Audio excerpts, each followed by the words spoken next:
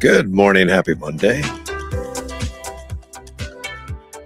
It is Monday. Let me get the disclaimer. All content presented on the Russ Clark Show, including statements made by guest commentators and callers, reflect the personal opinions of those individuals and is provided for informational and entertainment purposes only. These views do not represent the official positions of Mortgage One Studios, its owners, employees, affiliates, or partners. Mortgage One Studios does not endorse, verify, or guarantee the accuracy, completeness, or reliability of any statements made by third parties during programming. And phone lines are open 928-344-5258. The I got to see my son this weekend. First time. Now he's been stationed overseas in everywhere. He was in the UAE for a while.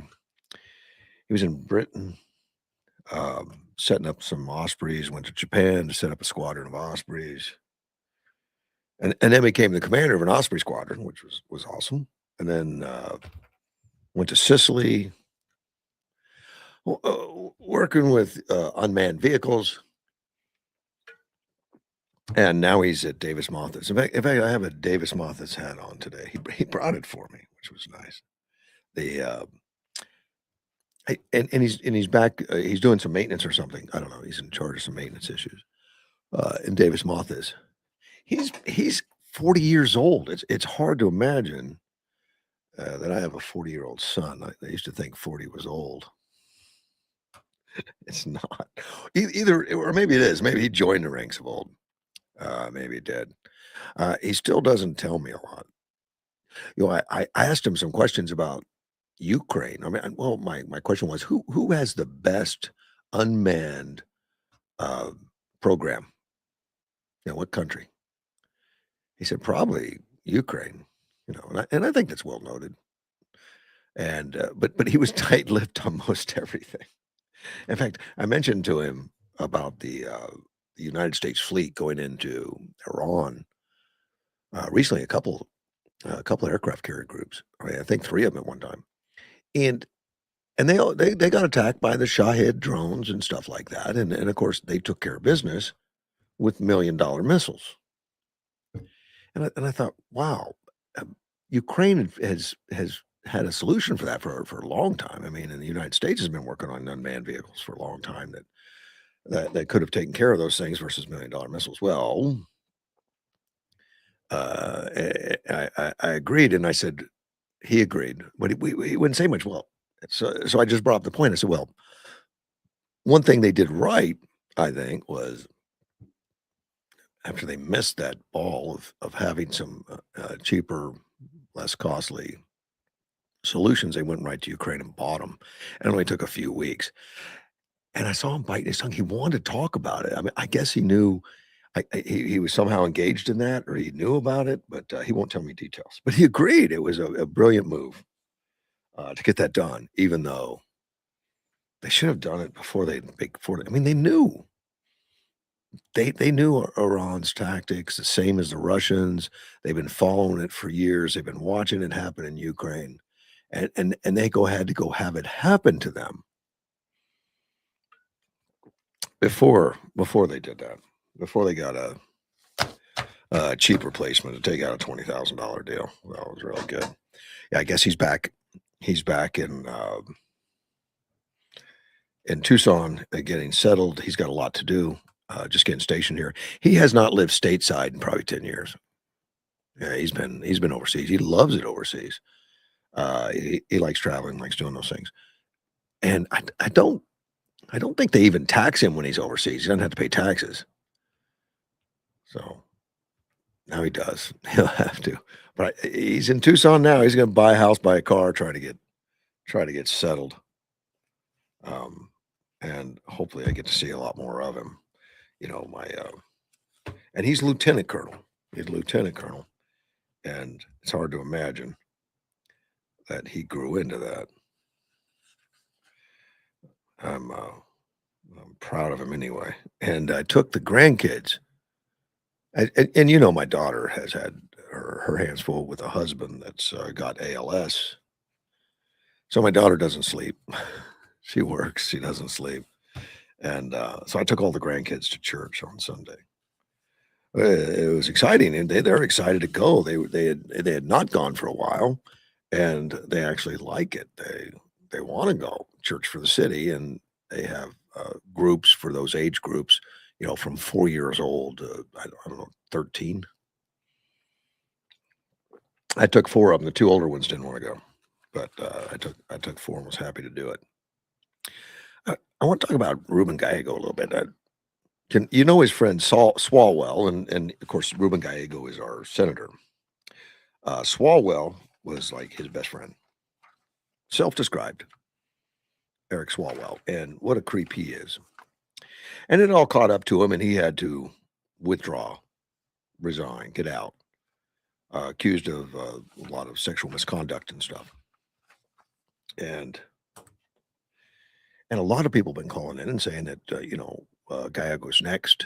Birds of a feather. They're the same type of person, and I certainly have no knowledge. I don't, and I state that. I said, look, it looks bad, and I don't like the guy politically. I don't. I think he's a snake.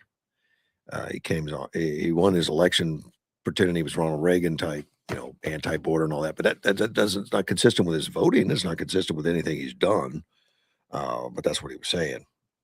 So he won the election. He got in, won the election, and and he hangs out with Swalwell.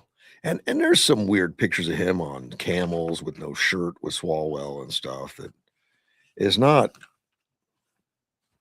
enough to say get out of office. It's just not the guy I want as my senator. But uh, I know a lot of things have been coming forward lately, and I've read some of them. I've looked at them, and I look at them. Um, I don't think he's got enough to get him thrown out of office and all that. I mean, he may have enough that other people look at it and think he's less of the person than he thinks he is. I don't know.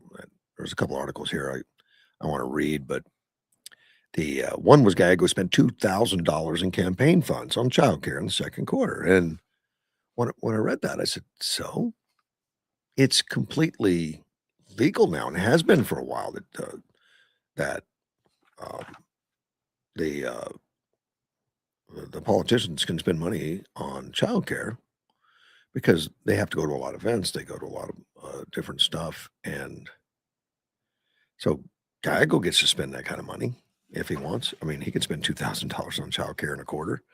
Unfortunately, that's not a lot of money for childcare. Childcare is not cheap. Uh, I, I'm engaging him, so he's under fire for that. But I think that's and I don't know. I think that's the wrong thing. And yes, they go after Trump over nothing. They do. Nothing there. So is that fair? No. No. I mean, I don't think so. I think if he's done something, then we should just talk about his politics that are horrible, the things that he doesn't, that he stands for. That is unacceptable. But instead of getting clouded up on all the $2,000 thing. Now, the another report that he had sexual relationships with congressional staffers. Now that's again not going to get you arrested, but I think across the aisle, most people would think that's not perfect. It's not good. Very flirtatious. The relationship reportedly consensual, and they were believed. And he says it occurred when he was not married. But like staffers, really not not professional, not good. That's a mistake in anybody's book. I think.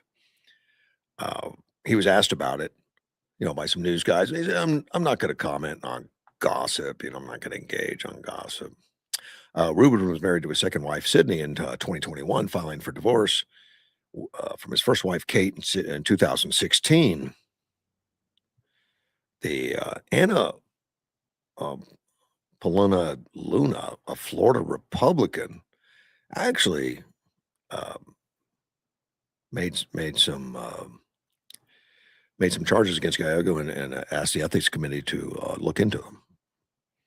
From Florida, she did that, and that was dismissed. They dismissed all of it. Um, they said the committee did not find evidence that your actions violated federal law, state rules, or related standards of conduct. So Gallego wrote on X, right-wing conspiracies peddled by far-right activists like Anna Paulina Luna, the White House, and their allies. So if nothing else, he's bold. He's had to withdraw some endorsements like Plattner. He endorsed Plattner, but so did a lot of, and he endorsed Falwell too, but so did a lot of prominent. Elizabeth Warren endorsed, uh, proclaimed love for Plattner, just loved that guy. Um, I don't I don't think he's a strong congressman. He's not a strong senator. Nobody I support him, but I don't see anything here that says, you need to be dismissed. And if there is something, they just haven't found it. If he's had unwanted sexual advances and stuff like that. And I can't remember the senator's name, the one that had to resign. The Republican that had to resign, the guy that was kind of a liar and stuff. And he's out there quite a bit. I've seen him on the Gutfield show, and he's been on other shows. He gets out there, but he had to resign. He was under federal investigation for stuff, and he had to resign. His office was right next to Gallego, and he went on the Rubin Report. Gosh, not too long ago, a month or so ago, and talked about, man, when he was under investigation, he had spent a lot of late nights in his office and doing some work on that and studying and getting things lined up to to defend himself. He said, but it was like party next door constantly with Rubin. Again, that's not. I mean, yeah, their offices are big. I mean, multiple rooms, and I guess they're entertaining. You can entertain in those rooms. They're open to the senators and representatives 24/7. For some of them, sleep there. Yep, they do. Some of them don't have some kind of apartment or something in DC.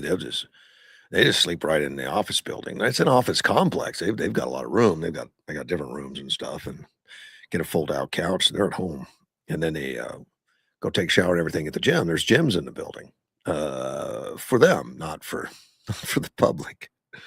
They go down, take a shower, get ready, take a shave, and get ready. So, or I guess you could entertain there, according to some that have said they do. Again, if you're going to beat Swalwell, we need a candidate that can do that.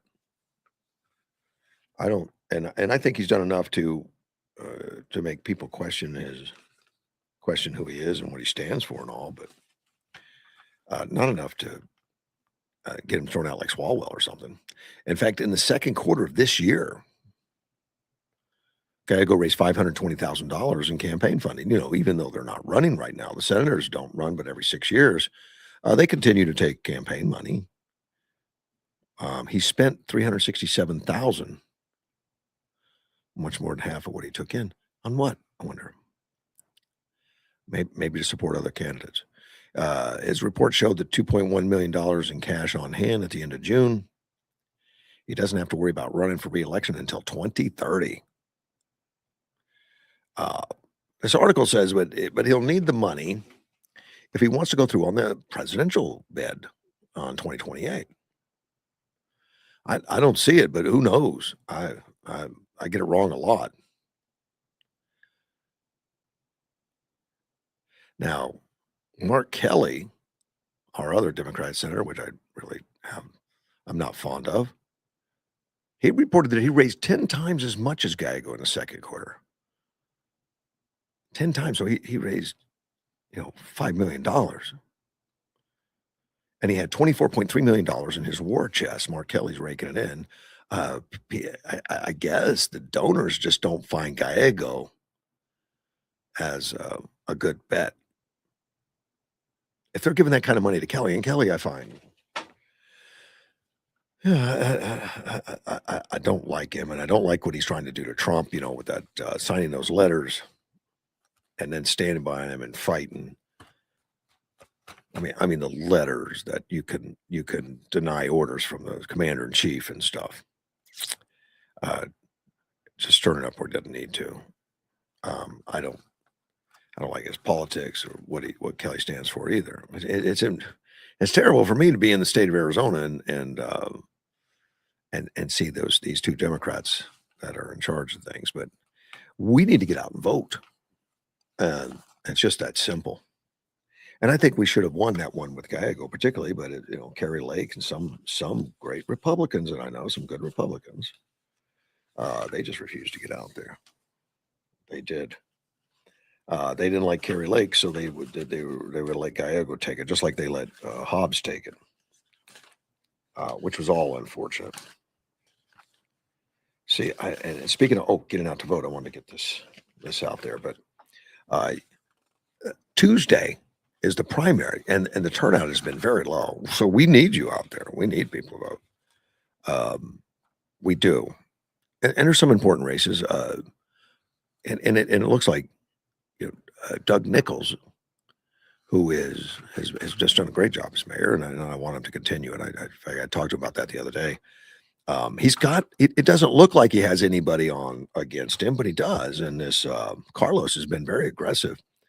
I don't know Carlos that well. I've talked to him for a couple hours. I've looked into his background a little bit, and he's running for mayor, but he's really a newbie. He doesn't know Yuma, which is obvious from some of his debates and some of the things that he says.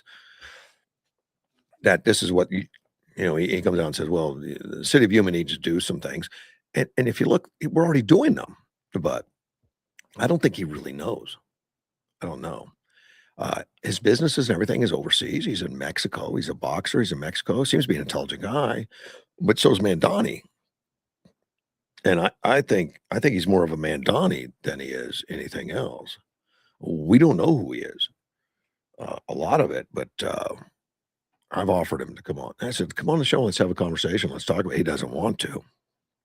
I mean, nice enough guy. He's not terrible or anything, and I don't mind talking to him, but I just don't see he's got time, experience, or connections to this county, to this city at all. And I think people voting for him, they don't know what he is. Now he's a write-in, and some people will look at the ballot. And I've been told that a lot of people look at the ballot and see that Doug is the only one running, so they don't bother checking him because he can't lose. Don't bother. Well, that's wrong. It is, especially if you got somebody aggressively running a campaign as a write-in. I think we need people to check that Doug and keep the positive direction of Yuma going. And I think it is a positive direction. There's 109,820 registered voters in Yuma County, and David Laura, the county recorder, says we've had a very low. He doesn't say very. I say very. We had a low turnout for early voting and mail-in ballots, not just here but across Arizona. And it's not abnormal, unfortunately, because it's a non-presidential year and it's a primary and all that. And some people don't they're going to let a very small percentage of the registered voters decide what's going on, which is unfortunate. It's human nature and you can't force it, but we need to do the best we can to ask people to do us a favor and get out there. Now, early voting has officially closed last week on Friday. It closed at 7:00. It's gone. But there's emergency votings, and I'm laughing about that emergency voting. I don't even know what emergency voting is. I just know it's available downtown. You can go vote for emergencies, and it's not early though. It's an emergency. Let's talk to Mad Mike. Good morning, Mad Mike. Morning, Russell. How are you, sir? Good. Yeah. Good. Got me excited enough to call in. All right. Two things. One was this Politico. You were saying you've talked to a couple hours and he doesn't want to come on your show. Yeah. It's because you scared him, buddy. I didn't scare him. I don't think he's scared of me, but I think he's scared I might ask a question he can't answer. Oh, be exposed. That's true. I think that's true. He doesn't want to be out there and add any weight to what light you're spreading, and he's I think he just doesn't want to dignify you. It's like, I'm not going to dignify that comment with a response. Yeah. He doesn't want to give you the time of day, Yeah. because you're right. Well, Okay. he did come to my office. I spent a couple hours talking to him. Uh, Cool. because he was interesting, but I don't want him as my mayor. All right. Well, just to change subjects, if we may. Yeah. Um, none of your bought and paid for on staff fact checkers have called in, so that's what originally got me ready to call you What? on Mark Kelly. What about him? These letters that you were going on about. You said he said not to follow the orders of the president, something to that effect. I said you don't have to. Yes, which is half Okay. statement, because you don't have All to right. if you think they're illegal. But yeah.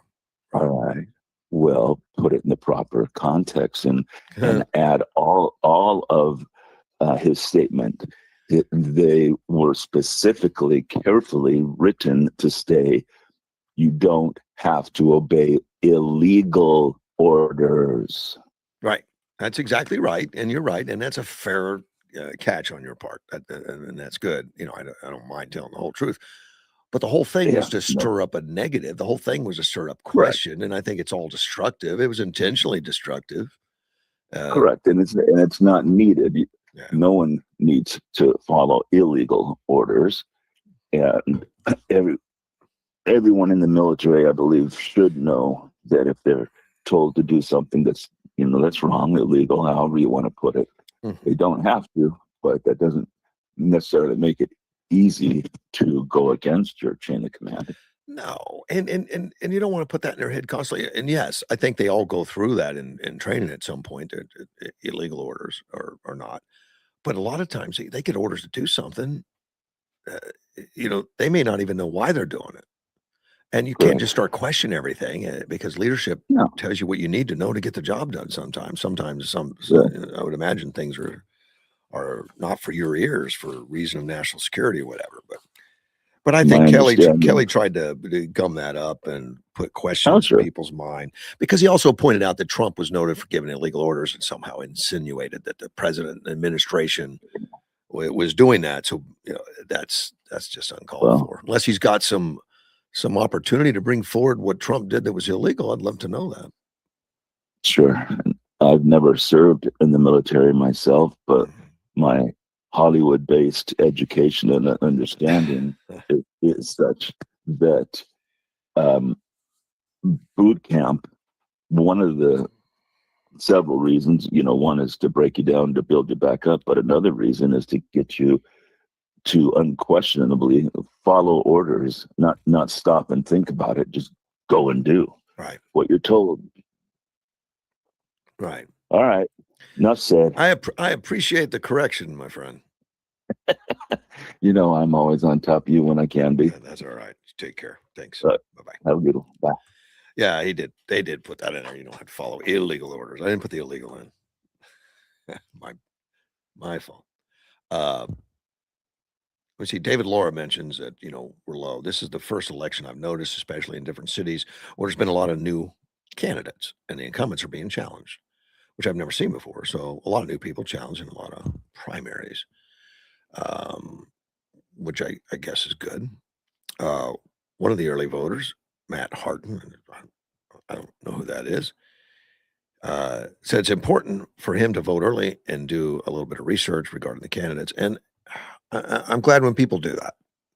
I don't think enough people do. Sometimes we look at bumper stickers, or we just look and see what party they belong to, and that's enough. And it's unfortunate. I do get a lot of calls, though. People do call me and ask me questions about who to vote for. I generally I don't tell people who to vote for. I tell them what I know about some of the candidates. And it depends on what they're looking for. But I feel a little uncomfortable telling them, definitely vote for this guy. But I've been known to put heavy accolades on some at times. So, so it's just I don't want to just rip off and say vote for something. I like it when people know what they're voting for and why and what they're doing. And sometimes you got two great candidates running for the same seat, and you just tell them the truth. They're both great. They're both good. Well, and just talk about their experience a little bit and let the people decide. Um, but I like it that they ask. I like that people get involved and ask the right questions. Let me see. I had something on here on voting that was appropriate to this. And yeah, I take a lot of notes. I write a lot of stuff, and I have not been good lately at having it all lined up the way I want. To have, but I don't. I don't have what I was looking for. But anyway, Border Patrol. I want to bring this up, and there's been some Border Patrol protests and some things going on. That's unfortunate. Suspect was shot and killed at Yuma Border Patrol. Shot and killed after a Yuma Border Patrol agent was stabbed, which doesn't happen very often. It's a dangerous job. Don't ever think it's not. You're dealing with some rough characters at times. And I know right now we got huge amount of protests and things going on that ICE, anti-ICE, get rid of authority, get rid of police. We just had one in Phoenix. I'm going to talk a little bit about this Border Patrol agent was at the California-Arizona border last Friday at the Blythe station. And maybe you know where that is.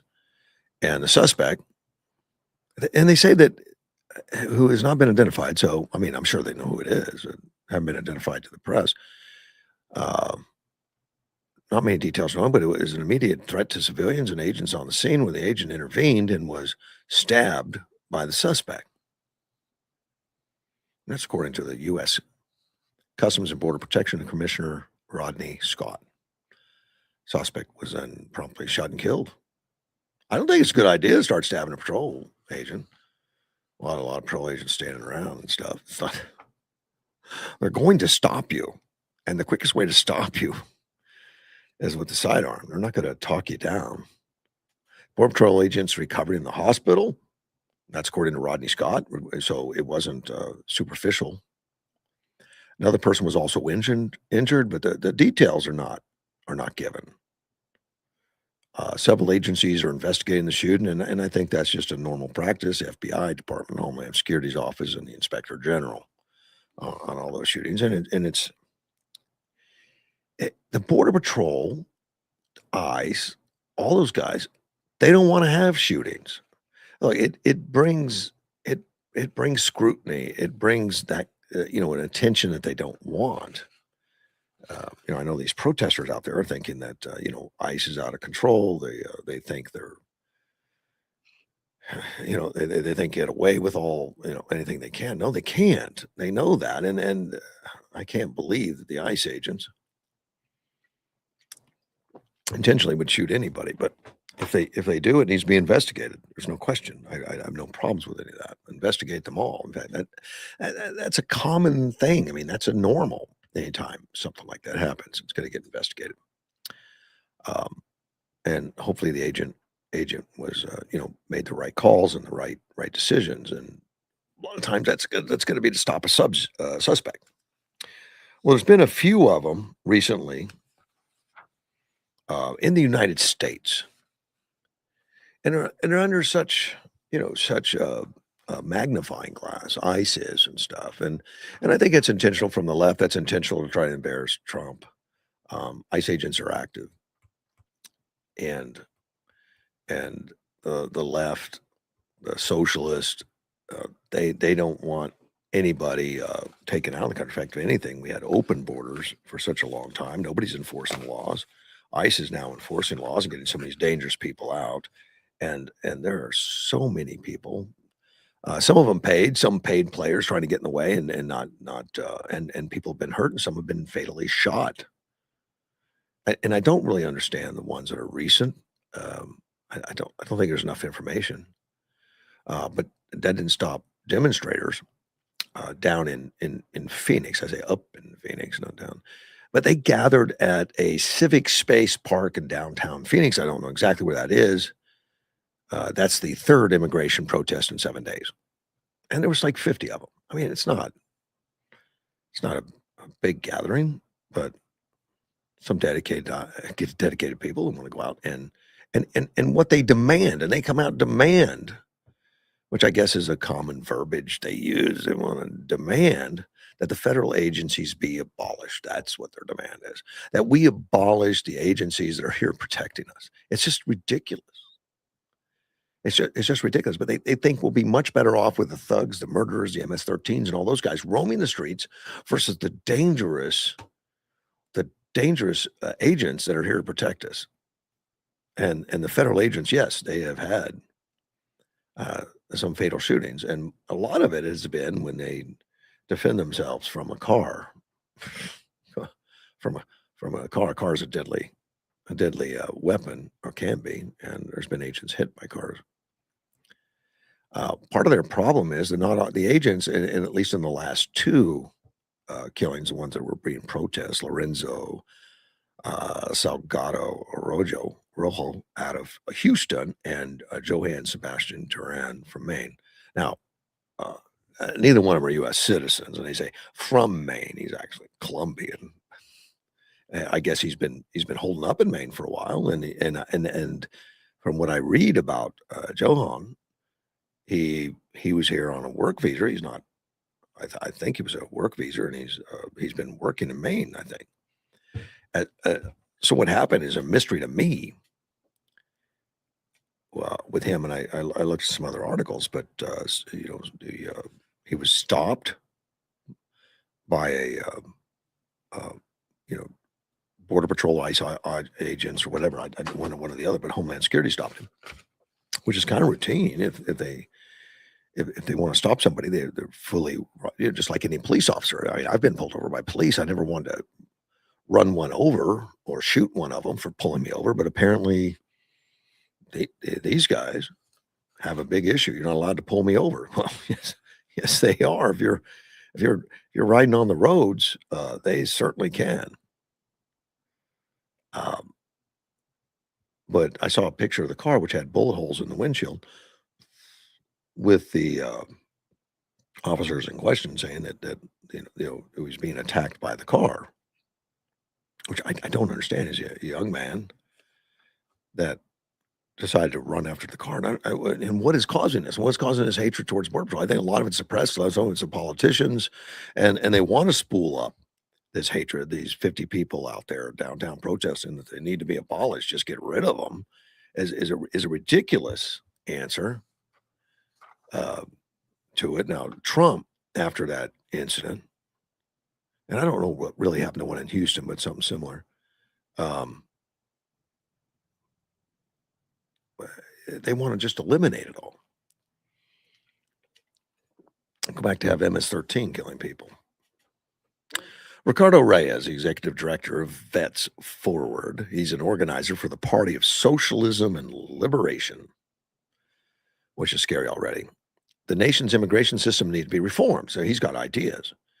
We're here to demand a full legalization for every single citizen that comes into this country. That's what he means by reform. Reform means that if you step one foot into the country, you're a legal citizen right there, which we've already got chaos. This would add to the chaos. They don't care. Um, and that's the Party for Socialism and Liberation. And they're protesting, obviously, that because they're going to put these illegal aliens above all other citizens for some reason. They're the most important, and they're going to justify their attack of these police officers and these federal agents and these border patrol and ICE agents. Ricardo says there's always the excuse of, oh, I forgot to turn it on, and that's talking about the camera. These guys didn't have cameras on them. Border patrol agents didn't normally have cameras. Now they made an obligation or a commitment. I'm sorry, commitment to put them in, and about half of that is done. They got about half of them now, right now, um, doing all that. Apparently not fast enough. President ordered the continuation of vehicle stops just recently. He stopped it after this last one. So, they were investigating what happened, and he said, we'll have at least one officer wearing a body cam in all vehicles, and they're spooling up trying to get them all out there. And I don't know what the holdup is. I don't know if it's supply. All of a sudden, you order, I don't know, 100,000 body cameras. I don't know. I don't know if they're sitting on a shelf somewhere, or if they have to be manufactured. I have no idea. It doesn't really say. But he said there's always an excuse. Oh, I forgot to turn it on, or it malfunctioned, or so unless there are multiple cameras. Well, there's been multiple cameras on many of these incidences. I mean, on this one there wasn't, but there have been, and thankfully, there's multiple cameras, because it protects everyone. It protects the federal officers, I think, more than anything else. It protects the officers at a scene. Uh, so unless there are multiple cameras at every single stop where multiple people are being held accountable, I don't see how just saying at least one person is going to have it on is going to help. And that's according to Ricardo Rios. Rios, apparently some kind of expert in cameras and adjudicating these things. He's not. He's not. He's an organizer for a socialism and liberation party that wants to. He's angry and he wants to sling mud at the organizations. House Press Secretary Carolyn Levitt said that on July 16th, more than half of the agency's field officers have body cameras. The remaining officers will receive them within 60 days. So apparently the pipeline's going to be filled within 60 days, according to Carolyn Levitt. Hopefully that's true. I like them. I think it's the greatest thing that could happen to the law enforcement is to have a camera on, and I think if there's a law enforcement that's going to step out of line, and believe me, there are human beings out there, and sometimes mistakes are made, and you put a guy in uniform that sucks, but it's going to protect the citizens. It's going to protect everybody. It's going to protect the officers, I think, more than anything. Because officers, and what they found out when they first started doing body cameras was a lot of people out there screaming that the police officer did these horrible things to me. And they say, "Oh, well, good. Well, we'll find out he's got a camera on." And they say, "Oh, never mind. Never mind." Yeah, believe it or not, the people that are criminals do lie.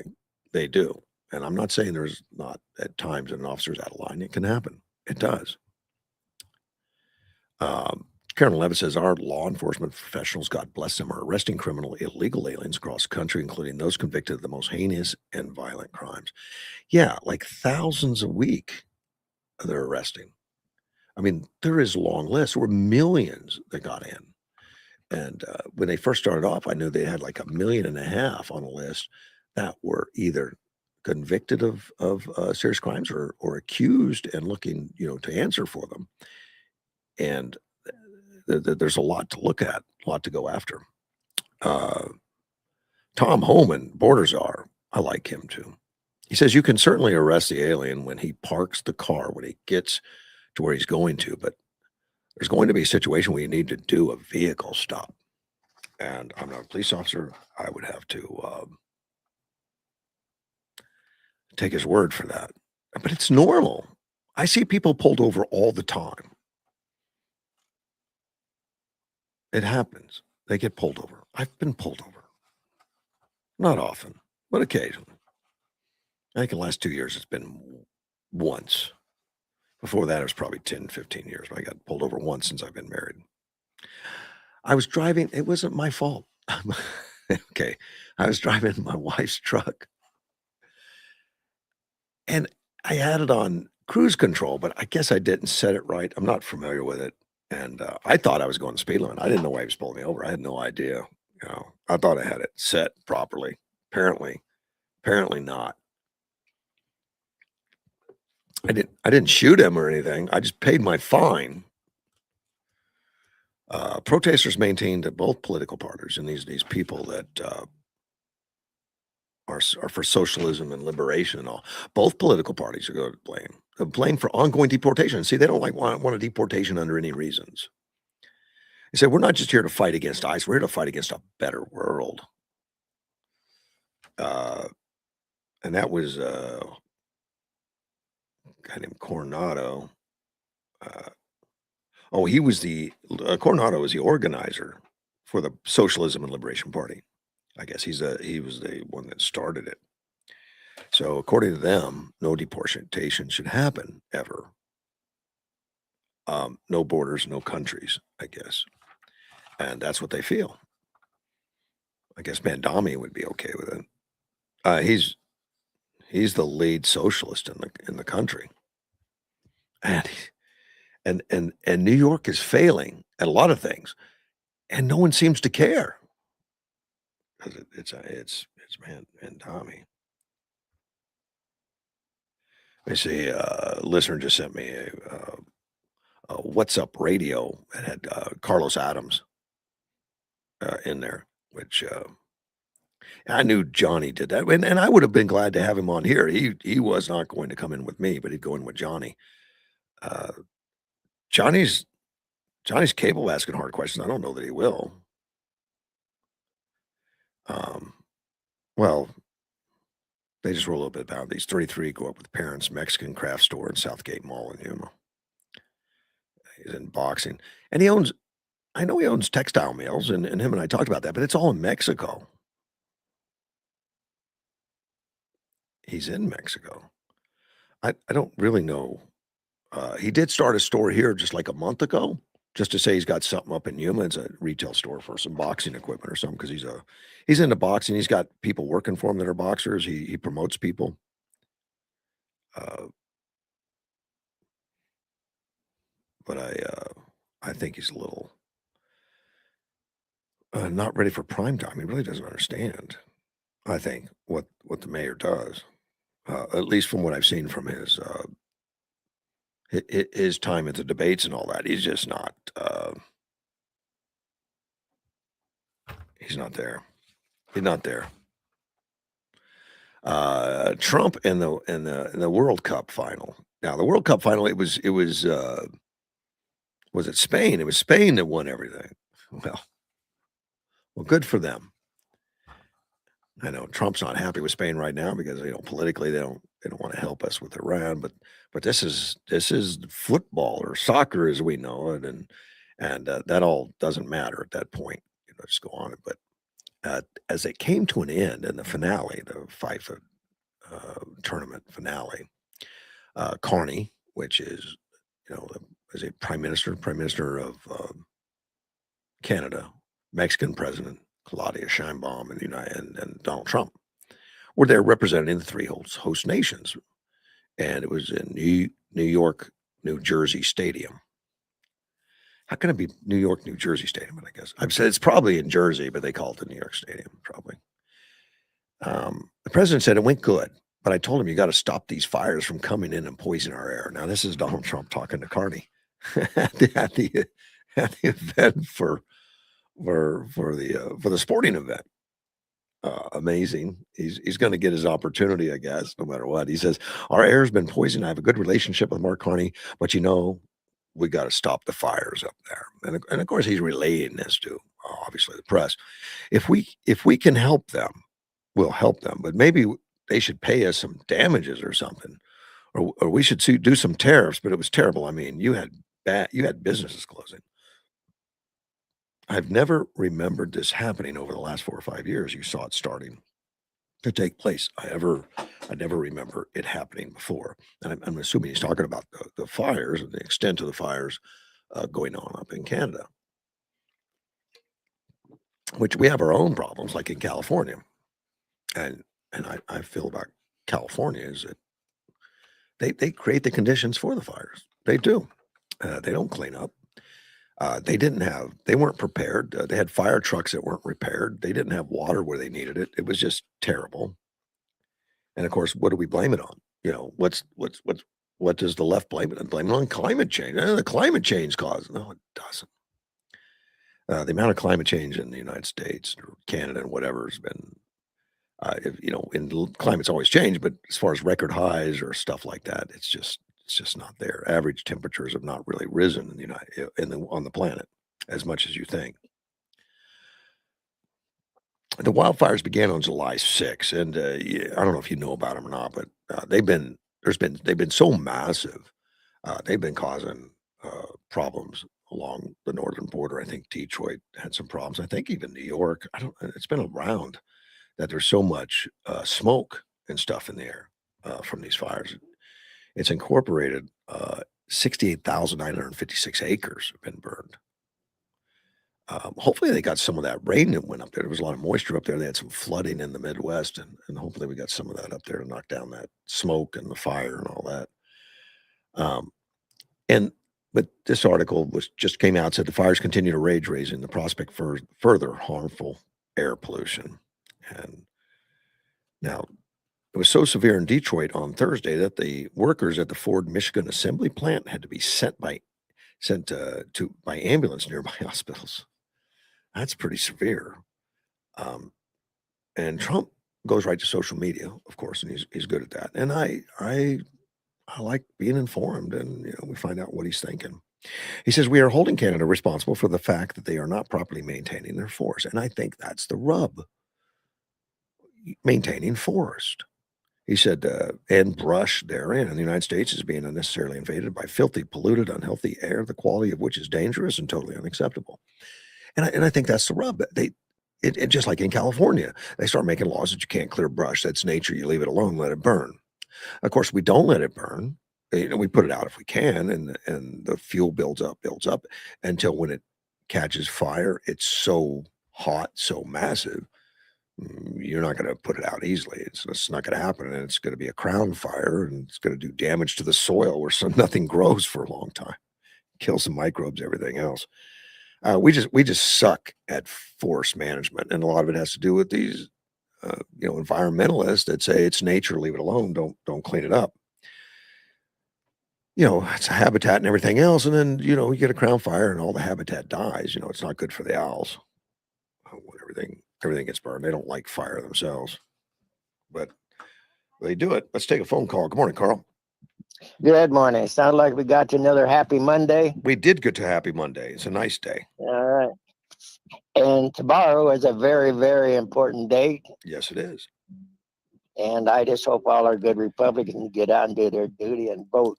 I hope so, but I mean, I'm just reading some stuff from David Laura that we have an extremely low, low turnout, which is disappointing, not unexpected, but it's all over Arizona. It's a low turnout, and that's unfortunate. The leaders that we decide on and the people we choose are important, Carl, and you know that more than anybody. Oh, yeah. We need more people. The most important is our mayor. Yes, right now, the mayor's very important. And our city council. Sure. These are all very important people. These are the people that are supposed to be running our city for us. Yes. And as far as I'm concerned, Mayor Nichols is doing one fantastic job. Yeah, and we're going to complain, when we get the wrong people in there. We've had some people up there that caused a lot of problems in time since I've lived in Yuma.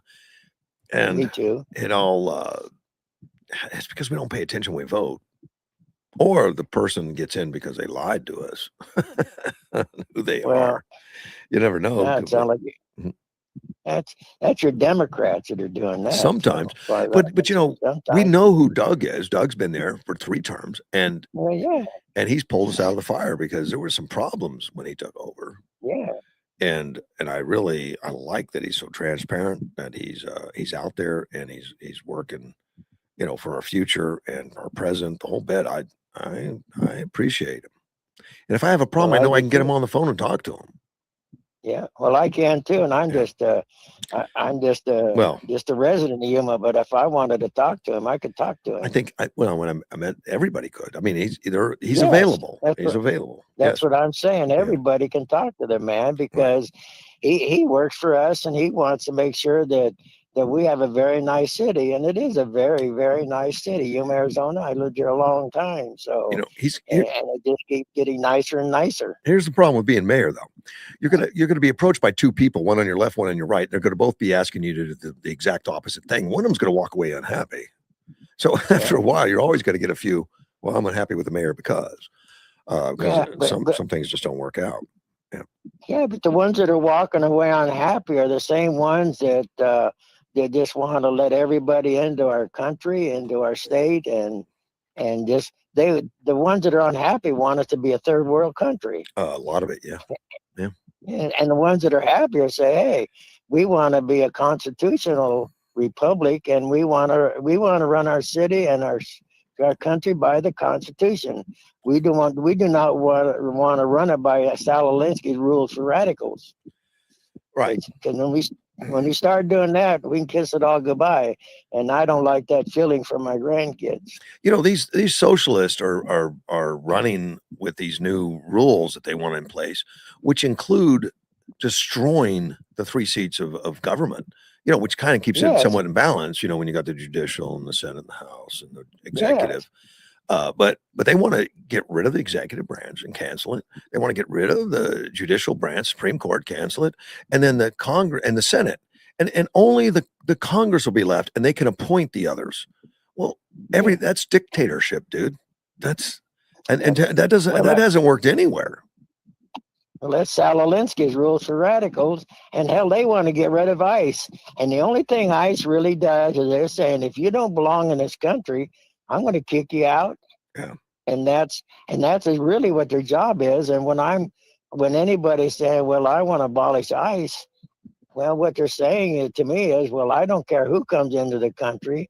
And then when you have all these people coming on our country, then all the good American citizens, we're going to start wearing our guns again and shooting people. Yeah. And Yeah. I don't like that idea at all. Not good. Not good at all. Well, we shouldn't have to do that. That's the reason we have good sheriffs like Sheriff Wilmot. Mm-hmm. I really think a lot of that guy, but I know with Sheriff Wilmot, if I do something wrong, he got the blindfolds on. I'm going to jail, but I know he's going to pick it up a little bit and take a look and say, well, there's old Carl. He says, I'm going to give that when he's going to jail. I'm going to give him a room with a view. And if he's real, if he's real good, I might give him an extra piece of cake at night. But other than that, I'm going to be sitting down in that cell, and that's the way our country should be running. Right. If you break into our country, we don't mind people coming to our country, but they have to do the same thing you do and I do. It comes through the port of entry. Yeah. That's the only way to come back into our United States. So I hope our Republicans will get off their duffs and go vote, because it's very important. I hope so, Carl. You know, we have such a free and great country, and I just hate people to sit on their ass and not do nothing about it. So Yeah. if you want to stay free, you got to get up and go vote. It's very easy to do. You can come down. I'm going to be a poll watcher today, but nobody can talk to me. You get in trouble for talking. Yeah, to today what is this emergency stuff? They did away with the early voting. It was timed out on Friday, and then they did, okay, we'll do emergency voting. That's kind of weird, isn't it? Yes, it is. Yeah. And Russ, you know how easy it is. Sal and I, in fact, we did it. Is we filled out early ballots, and then we went down, and it's across the street from the new beautiful building that all the people in Yuma are paying for. And hell, you ought to go down and take a look at it, because whoever built it did a beautiful job. And just walk across the street and vote. So that's what I did, and Sally and I did, and we got our little stickers we put on our hats, and very proud. I'm proud to go to Walmart wearing my hats that I voted. And so I'm sorry on my soapbox, but people really need to get out and vote. They do. I mean, that's one of the greatest privileges we have of living in the United States, that so far the government works for us and we're not working for them. So yeah, and I think we ought to keep it that way, Russ. Well, it is, the citizens have to stand up, and what happens is, Carl, and we see it, that we get lazy, or we don't get engaged, and then all of a sudden we get the wrong people in, things go to hell, and then we spool up and try to get it corrected again, and it's just a cycle that continues. It's human nature, I guess. It's unfortunate. Well, it's unfortunate. Didn't things go to hell in California? Man, more than that, New York, California, these guys are going down the drain quickly. Yes. Financially, and billionaires leaving and millionaires leaving because they pushed them out, and then they're crying and they blame it on Trump. Well, Hochul just started. She just came out and blamed it on Trump.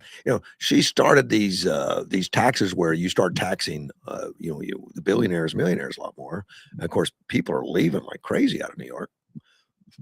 And she said, well, it was Trump's fault because he passed a tax bill in his first term that doesn't allow you to write off local taxes as much. You're limited on how much local tax you can write off. And she said, "Well, that was it. That was the start." No, it wasn't. no. I mean, sure, people paid attention to it, but it escalated under these leftists wanting to damage and go after the big earners and say, "Look, man, we need more of your money, even though you're paying, huge percentages. The top tier pays big portion of all the taxes. We want even more." And these people are leaving now. And what do you got then? What do you got? You're going to have a lot of people on tax dole, that are wanting money, and very few people paying. I don't know what happens. You're going to fold up your tent. Well, look what happened to Minnesota. Yeah. Well, look what My happened to God, Detroit that's horrible. years ago. Yeah. Detroit failed as a city, and they even had to cut pensions and everything. But we need to let these places fail. We just can't keep propping them up and have them keep making bad decisions and having us pay for it. Well, to me, it's like, I'll give you an example, like Social Security, which I paid in all my life, and Sally paid in all her life. Now, it would be devastating to me if the government had come back and said, "Well, we're going to take your Social Security away, and we're going to give it to all these illegal aliens." That would, I don't think I can afford to sit underneath my mesquite tree anymore. I keep reading these articles about how money's running out, and they're going to have to cut back on possibly Social Security or something. Social Security money's going to run out. No one ever says welfare money run out. SNAP benefits have run out. No one ever says that. They never run out. Heck, they're a bottomless pit. But the things that we've actually paid into and the things like that, they say, oh, it's going to run out. But yet the money we give away, which is obscene, is not going to run out. That's just upside down to me, man. We should have a budget for illegal aliens and say, I'm sorry, we can't take more. The money ran out. Well, the budget should be as a bus ticket and an airplane ride out of town. Well, that's what it is under Trump. Yeah. And that's why they're mad at him. Yes, they are. That, to me, is what they're doing is they give a lot of these illegals, they'll feed them a chicken dinner, and then they're going to go have 2 lobsters and talk about how great they are giving these guys chicken dinners. Yeah. So appreciate the call, my friend. Have a nice day. Happy Monday. You got Bye, it. Russ. Take care, bud. Bye. Yeah, I am going to have a happy Monday. Getting back to Trump in Canada. He says holding Canada responsible for the fact they are not properly maintaining their forests and all that. And he says Canada has refused to engage in basic forest management and debris removal. This is willful negligence and becoming a yearly occurrence costing the United States billions of dollars, which cost of this pollution, most of necessity could be added to the tariffs Canada's currently paying. I don't think there's a way to do that, but he could try. But they're no different in California, unfortunately, and a lot of other states that have given in to the Center for Biological Diversity type stuff that says, oh, tree falls in the woods, don't just let it sit there and be fuel for the next fire. Don't pick it up. It's just crazy. But they need to do something. U.S. Ambassador to Canada, Peter Hoekstra, said, I commend the outstanding cooperation between the United States and Canada as we confront these fires together. See, that's why he's an ambassador. He's not taking any punches or giving any. Our 2 governments are monitoring and sharing information in real time coordination that reflects our partnership at its best. Good for him. That's his job, not Trump's. That's his job. Carney, actually responded to the president's, comments. He says, we need a contribution from the Americans in the fight against climate change. See, they're leaning on this. Not my fault. climate change did it type crap. Climate change is everyone's responsibility, including the U.S. Shoot, no one spent more on green energy and stupid stuff like that than the United States, unfortunately. Yeah, we did. We spent tons of money for no reason. As far as the the World Cup, what an awesome opportunity to have that. I'm not a soccer fan or football, as I put it, a soccer fan, but it was fun to see all the people that are. I actually went to a restaurant, bodega there on by the bowling alley on 16th Street on a night when Mexico was playing. It was by accident. It was a friend having a birthday party, and I happened to go in there with him, and they had reservations and all. Johnny Porter set it up, and we couldn't hear ourselves think, it was so loud. I mean, these Mexican fans, a lot of them wearing Mexican uniforms, screaming, yelling with noisemakers and the horns. And it's just, yeah, it was hard to hear. I don't care. Uh, it was fun to be around people that enthusiastic and having such a great time. Doesn't matter. It was it was it was outrageous, but it was okay by me. I I didn't care. I kind of like that the fun they were having. It's just you can't help but smile about it, even if you can't hear. Yeah, a couple times I asked the waitress, "Could you tell all these people to calm it down a little bit? I can't hear." She looked at me like I lost my mind, which is what I wanted. I wasn't thinking she'd say a thing. I didn't want to be run out of there. And I didn't root for Korea at the time. It was Korean. They were saying. I said, hey, I'm going to root for Korea if they score or something, which I would not have done.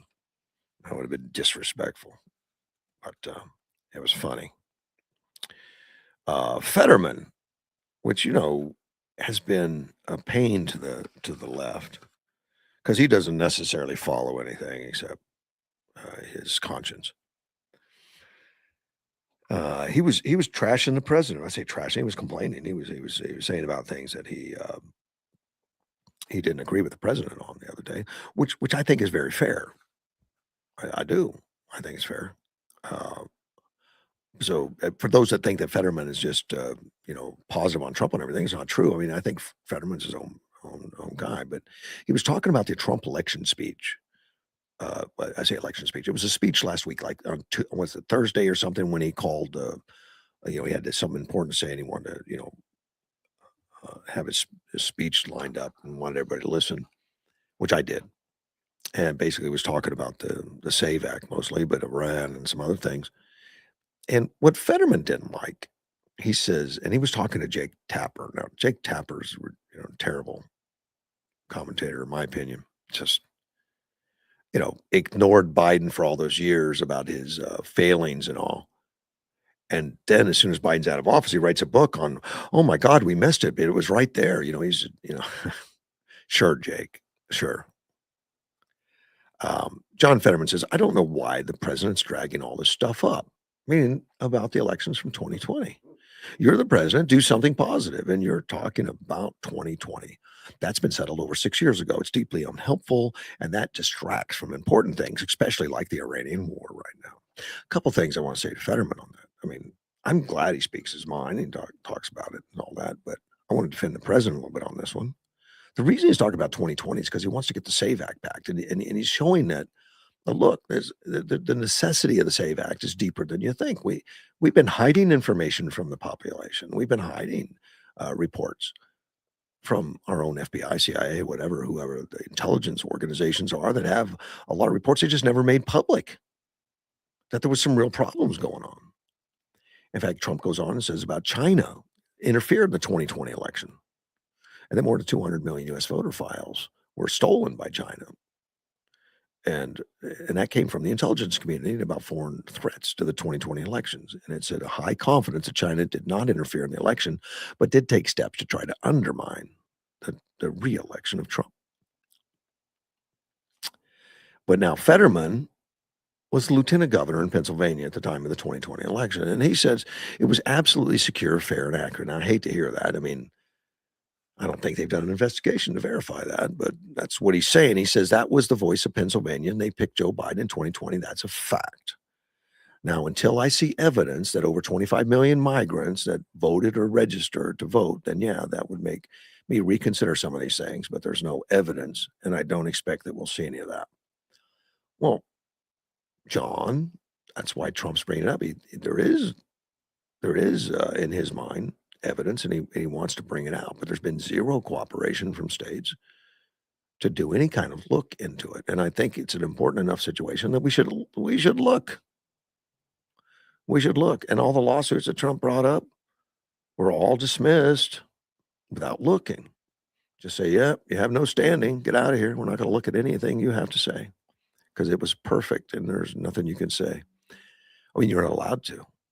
Not in court, anyway. But Fetterman again says, why is he bringing all this stuff up? Well, I think it's self-evident because the Save America Act is important, and this is a rationale behind its importance. There's more going on than what the public would even believe because we've got so many people like the Democrat Party and Fetterman saying everything's perfect. We got perfect elections. We got no problems. I like it. Someone asked the other day when you see a Democrat that says, "Oh, that's perfect," says, "Are you telling me that there's no cheating of any kind ever?" Well, nobody's going to say that, of course. So, well, there's some, but it's just not important.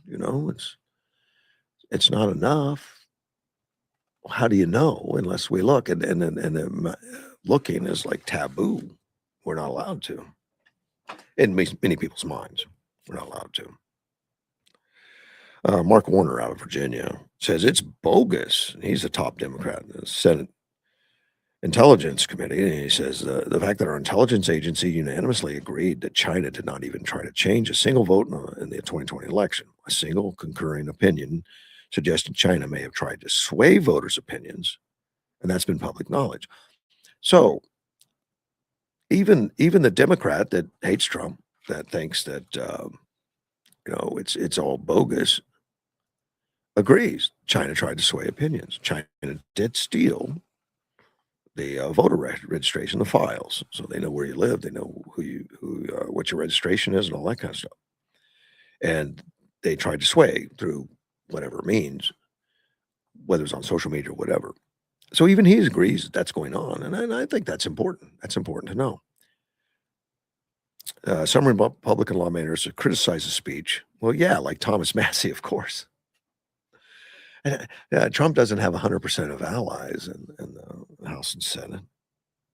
Some have as much Trump derangement syndrome as any Democrat would ever think of having. And that's just personal, I think, for Massey and others. The just another mention on the illegals in this country. There was that article that I read that's complaining that the socialists coming out saying they want to end ICE. And they say because of the death of some illegals.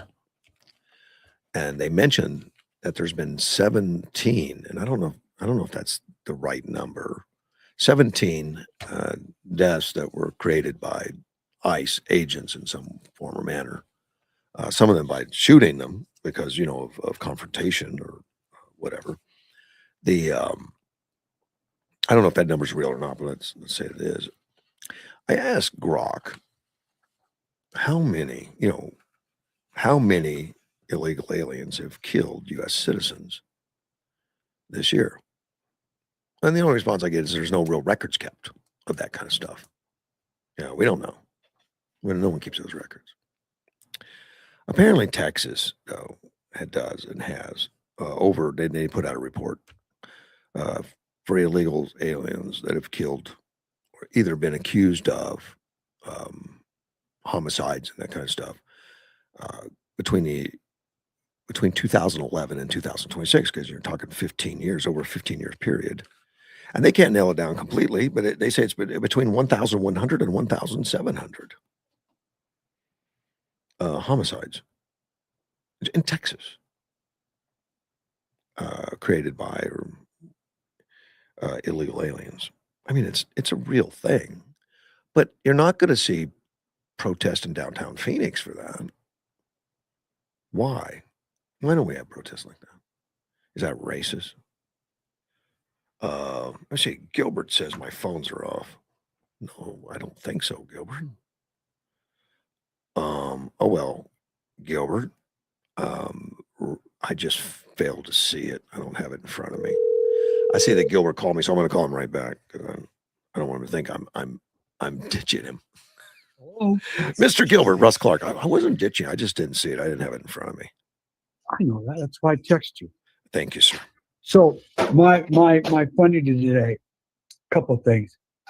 First of all, just because you disagree with somebody, we're talking politics, does not make you a communist, doesn't make you want to be anti-constitutional, doesn't make you want to embrace Zelensky's law of engagement. We just disagree. When someone says you disagree with the mayor or something like that, you want to be a communist and all that. No, we just disagree. I embrace the mayor. Sure. I think he's done some stuff that I don't agree with, but him and I have had conversations on that. I think that's fair, Yeah. Gilbert. I mean, I think you're right. There's you can have disagreements with everybody on certain things, but there's also people out there hunting for something to disagree with, or they say they disagree just to try to bring people down. But you're not that guy. Right. Yeah. Right. And sometimes it's better not to engage with these people, but sometimes it's better to say, okay, this is my answer to your questions. There's a lot of questions out there that he hasn't answered. He decided he doesn't have to answer them. Well, I believe there are some legitimate questions that should be answered. Sure. But if he chooses not to, that's up to him, and let the voters decide where they want to go. Oh, you mean like Carlos that's running against mayor doesn't want to answer questions? That's fine. He can do that. I don't care. Yeah. Well, both of them don't want to answer questions. Seems like that Pedro dude has been out asking the mayor to sit down with him and have a conversation. And apparently the mayor doesn't want to. Well, that's the mayor's prerogative. Sure. He can do that. Sure. Wandering minds will wonder why not. But well, I don't know that I would sit down with Pedro either. I don't know. Maybe I would. I don't know. I never met him. Huh? Yeah. I would bring him on the show if he wants to come on. We could discuss things. But there's a candidate, I won't mention a candidate that's running for mayor that has about, I would say, no less than 20, but close to 30 yard signs on the overpass for the railroad tracks on 16th Street. Taped right to the guardrail. Yeah, right. Yeah. 30. Yeah. And in one corner, after seeing that, I started counting the yard signs around. One corner, there was 13 of his signs there. Yeah. 13 in one area. It's not illegal. No. He can do all that he wants. It's obviously he's putting a lot of money into it. Yeah, and then again, did you spend that money in the U.S. or do you spend that money in Mexico? I don't know. So those, I know what I'm getting at. You know what I'm getting at. Yeah. Because there was a candidate here. I think he's still running, Mr. Gary Schneider. That's where he got all his yard signs, big yard signs in Mexico. Oh, he does? So you're allowed to do that. Yeah, because this is America. I don't know why he's running again. I do. I mean, he's just trying to be a thorn in everybody's side. I think he's just angry at everybody. And I know people that supported him. That anyway, they supported him even though they knew he was a crook. Yeah. But that doesn't matter. This is America. We're able to do this. But on the funny side, well, not too funny on this one. The UK has selected a socialist prime minister. Did you hear that? No. Yeah, he was on Fox News this morning accepting the appointment by the king to be prime minister. Well, that's their choice. I mean, the people are gonna, And I'm just going with the fact that they're supposed to be our ally, one of our allies. Yeah. So then you got to make you think. Well, but my humor Go ahead. Yeah, we have Go ahead. allies that don't necessarily agree with us politically. Look, our allies have been in the Middle East right now with Kuwait, Qatar, and United Arab Yeah. Emirates, and Saudi Arabia, more so Yeah, than but England and France. there's a difference. There's a difference. Yeah, First, we kicked their butt in the Revolutionary War, but we became allies in Sure. World War One Sure. and World War II. If it wasn't for the great country of the United States of America, uh, England would be speaking German right now, and that's a stone cold fact. hmm Well, and and, Do you agree? and and look at the allies we made out of Japan. I mean, Japan's a Yes, wonderful ally, y- and yes, yes. And France, look what we did in France. We liberated them twice, and now we have American fries instead of French fries. But yeah, that's okay. yeah, I know. But my humor for today, let's talk about the Democratic Party and their choices. I don't know where the party stands, but they're fractured, and but it looks like Well, they're going more well, socialist than anything, and they're proud of it now. It's no longer a but hidden. but there's a person by the name of Ashley Webb, who the Democrats are wanting you to choose to be their next senator, that says he has his monthly period through his rectum. Oh, yeah. Yeah, yeah. Nice. Okay. You see what I'm getting at? Yeah. These are what the Democratic Party is putting out Yeah. to America. These type of people. Well, they want I 32-hour work weeks, no cut in pay, more benefits. They want a minimum wage at $30 an hour. They want to tax all the and billionaires extra and all that. It would just it would make us Cuba in a very short amount of time. You know. and don't say nothing about my kids living underneath my basement because they don't want to go out and get an apartment because apartments are too expensive. Even all three of them don't have a job. They have special needs. Yeah.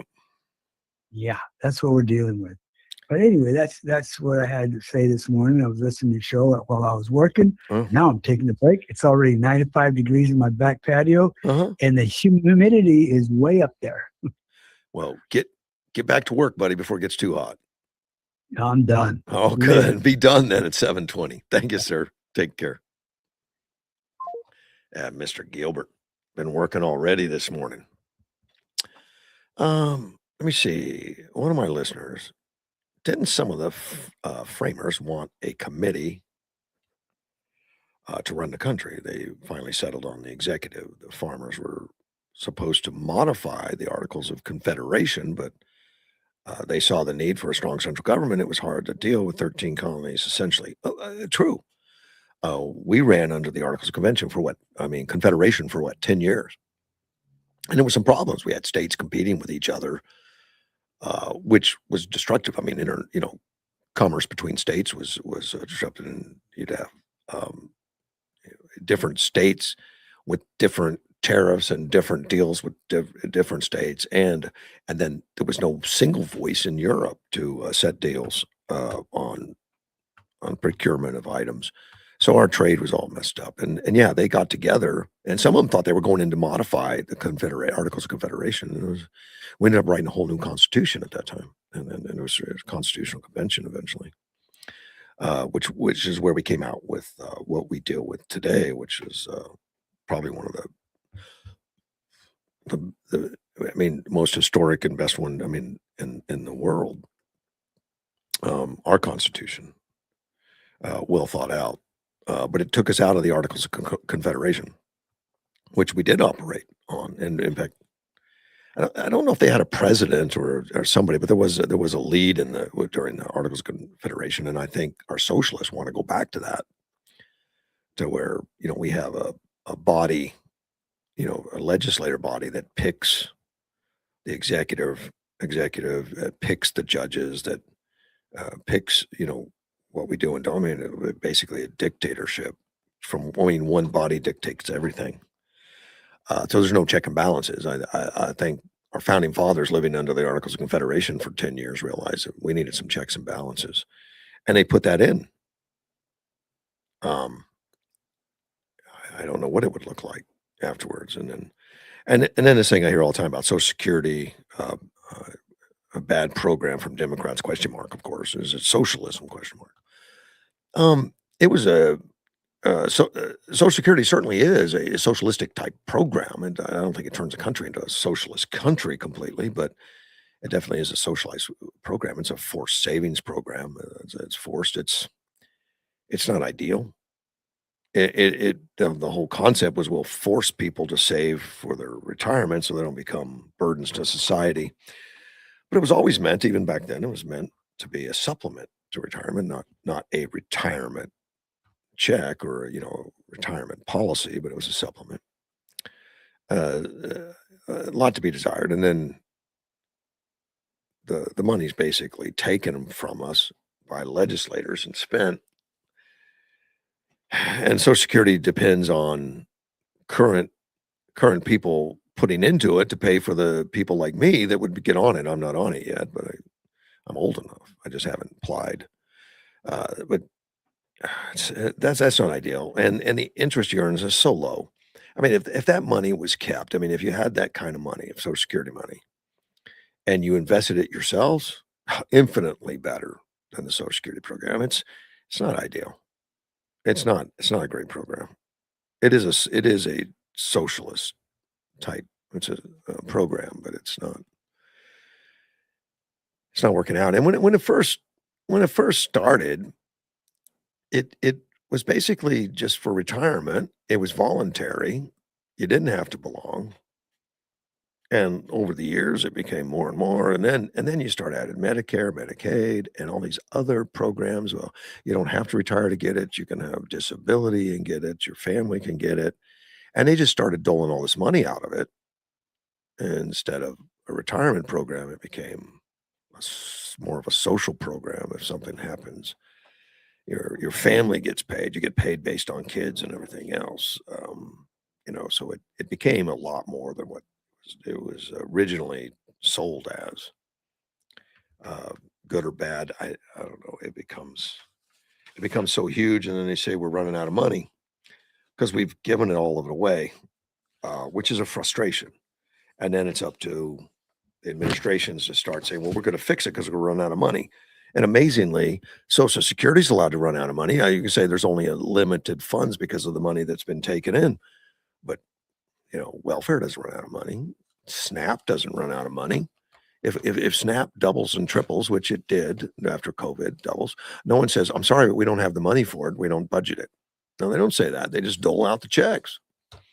But yet the Social Security part, which we actually do pay into, and you mismanage, not me, but the government mismanaged those funds and overextended what it covers. Then you say, well, we're out of money. That's ridiculous. It's ridiculous.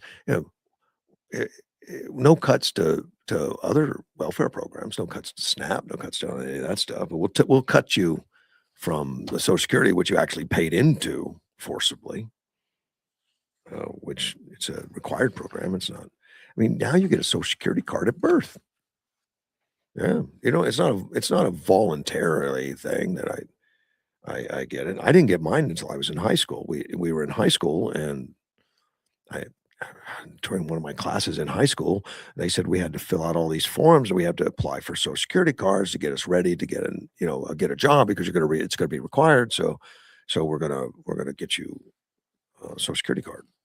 Now you literally, I don't think babies leave the hospital until they get a Social Security card. That wasn't the original. I if I remember right, I worked for a Superior Court judge, Judge William G. Bush III out of Dover, Delaware. I know I wasn't a legal guy. I was helping him with some rental properties and some other stuff. But he told me some stories about Social Security. Oh, his records. I mean, he kept it. He kept it different. When you go to college at the time, they would post the grades using the Social Security number. You'd just be on the bulletin board. You get what grade, whatever, and they wouldn't put your name. They'd put the Social Security number, which was really stupid. Now we protect it and all that. But he graduated from University of Delaware, and And when he graduated, they didn't do Social Security cards because not everyone had them, Social Security numbers. When he went there, they didn't have Social Security numbers. So they kept telling him that he needs to send them his Social Security number so they can keep his records, because they're not going to keep the records by name anymore. They're going to keep them by Social Security number. And he just said, "I don't care. Don't keep them. I don't care." You know, he never gave it to them at all. But back when he was in school, Social Security wasn't necessarily something that everybody had. For some reason, although he ended up with a Social Security number, he wasn't going to give it to the college. College says, "Well, you can't use this as a reference." Of course, he didn't need to. I think he was Superior Court Judge of Delaware. I don't think he was filling out a lot of resumes or pulling transcripts to go get further education. It just didn't happen. But now it's at birth. You get them, and I don't think they do that in colleges anymore. I think Social Security numbers are more protected now, to where you're not supposed to give it to anybody or anything, and they're not posting it on boards, to my knowledge. If they are, let me know, but I don't think so. I think they quit doing that. FBI boss Kash Patel talks a little bit about the World Cup. I didn't even think about the World Cup. I mean, it being a necessity that FBI would talk about it. And I think Kash Patel's a hockey fan, not a soccer fan. He's a bigger hockey fan. Whether or not he's a soccer fan, I don't know. But he said it was like running 38 or 78 Super Bowls in 38 days. And that was the scale that of tasks that they had before him for the Federal Bureau of Investigation to protect, which is kind of amazing. I mean, Super Bowl's a big deal. And I think he's right. It's like having 78 of those things. They were all over the place. And apparently they took it all seriously. He said, "We're proud to report that, thank God and thankfully to the men and women of the FBI and our partners, we had no significant criminal attacks during the World Cup." And just to put that in perspective, we had 6.5 million people attend the 78 matches in the U.S. across 11 venues. He said the planning and execution had to be mathematically precise. And with all the things that could go wrong, in fact, they mentioned in this article the attack, the planned attack on the White House during the boxing tournament, the Freedom 250, the UFC Freedom 250.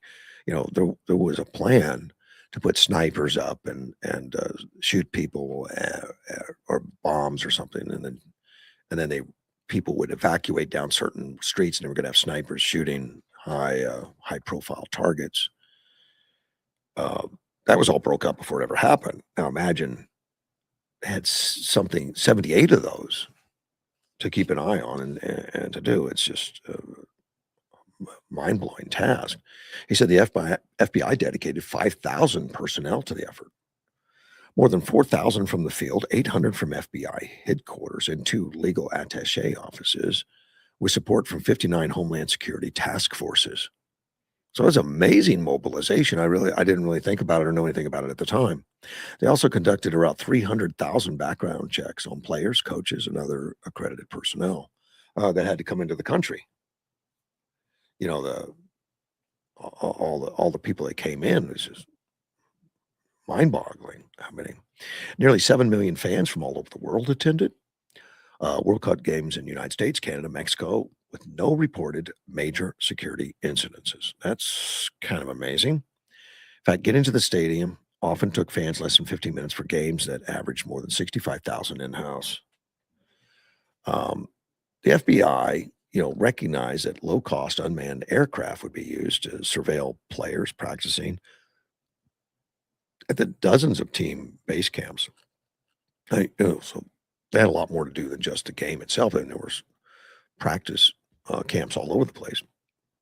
They were all around the country, and then track their movements to and from hotels, probe the security tactics at stadiums or fan zones, disrupt an event or deliver an explosive or chemical device. They knew all that stuff's possible. The Bureau treated every unauthorized incursion as a potential threat.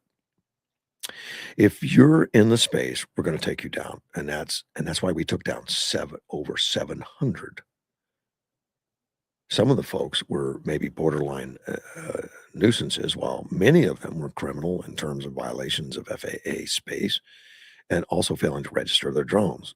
We're not taking any chances. So he took down 700 drones. I don't know what methodology they used. I don't know. Electronically, I would assume most of it. But they have other ways too. Just like you see in Ukraine and all that, everything from drones that will put nets out there to shoot it in with shotguns or something. There's all kinds of ways to take a drone down. 700. I didn't hear about any of that during the games or why it was happening, but potentially one of those drones is going to be more than just surveillance. I mean, you see what's happening with Ukraine and Russia with the drones. They take these cheap little drones and put a explosive device on it, and will kill troops with it, or knock out tanks and do all kinds of stuff. Those things raise havoc all over Ukraine and Russia. The little ones, even. I'm not talking the great big, Shahed type drones, with the little ones. The FBI established its first dedicated counter unmanned aircraft system school in Redstone Arsenal in Alabama to train state and local officers in detecting, tracking, and intercepting unauthorized drones. I had no idea what's going on. It makes perfect sense. Makes me, it's pleasing to know that our government's taking all this seriously and looking at the technology out there, not waiting for an incident. Because the incidents like this are happening all over the world. I know they have a lot of problems on the border incursions by drones to drop drugs or something like that, and they've been dealing with that. I don't know how, but they've been dealing with it. They're tracking and intercepting unauthorized drones. These officers were deployed in FBI-led ground intercept teams in the World Cup avenues, creating nationwide counter-drone capabilities built for a threat that barely existed in the U.S. when they last hosted the tournament in 1994. Since 1994, yeah, I imagine a lot's changed. It has. Patel said, "We, the FBI, specifically train for the worst of the worst," pointing to the possibility of drones being used to deploy explosives or chemical agents. Former FBI Director Dan Bongino, instrumental in developing the Bureau's counter-drone program, which they activated during quite a bit during Freedom, the Freedom 250 stuff with the UFC. Federal prosecutors allege suspects planned explosive during the 250 UFC Act, explosive lane drones to trigger the panic and all that. We talked about that. Patel said they're working overseas in their homes, locations, and giving us information back in real time on any single threat that's coming. And that's the people they're partnering with. They partner with people all over. He said the FBI has assembled joint operation centers with foreign police representatives from 46 of the 48 participating countries. They had allowed investigators to receive real-time threat intelligence from officials who understood their team's fan base and domestic security concerns. That information was supported by the FBI Intelligence Coordination Center, where more than 400 personnel process an average of 26 incidents per day and produce nearly 100 intelligence reports for federal, state, local, and private sector partners. Wow.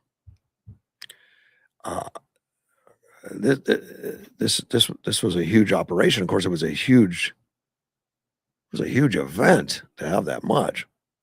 Patel says, like anything in government, to succeed, you need tremendous leadership. President Trump had the foresight to establish the White House task force, and that they were able to do is bring in the interagency, at least at the federal level, and then work with us in the state and local levels with our partners and everybody under one roof. FBI was quickly sent bomb technicians, evidence teams, tactical operators, SWAT personnel, hostage rescue capabilities, wherever additional resources were needed. Kash Patel also said that President Trump set the standard. Not only were we going to have the largest and safest sporting event, in the history of the world, we're going to make sure that everyone had a great time. Those were marching orders. Smart had no idea, we didn't think anything about it. I mean, the news that we heard about the sporting events was really like who won and what the fans were saying about Buc-ee's and how excited they were to be in the United States and find out that the United States was nicer than what they envisioned. The press was putting the United States as something other than pleasant. and they came shocked about the United States. That's a good image. I'm happy with the way that went. Um, and Patel pointed out that the partnership helped raise billions of dollars in revenue across the country, giving visitors a memorable experience. Yeah, Edward sent me something on that. You know, when you bring that many people in, there's hotel rooms, there's car rentals, there's foods, restaurants, all kinds of stuff. So yeah, it brings in all kinds, billions of dollars. Who knows how much?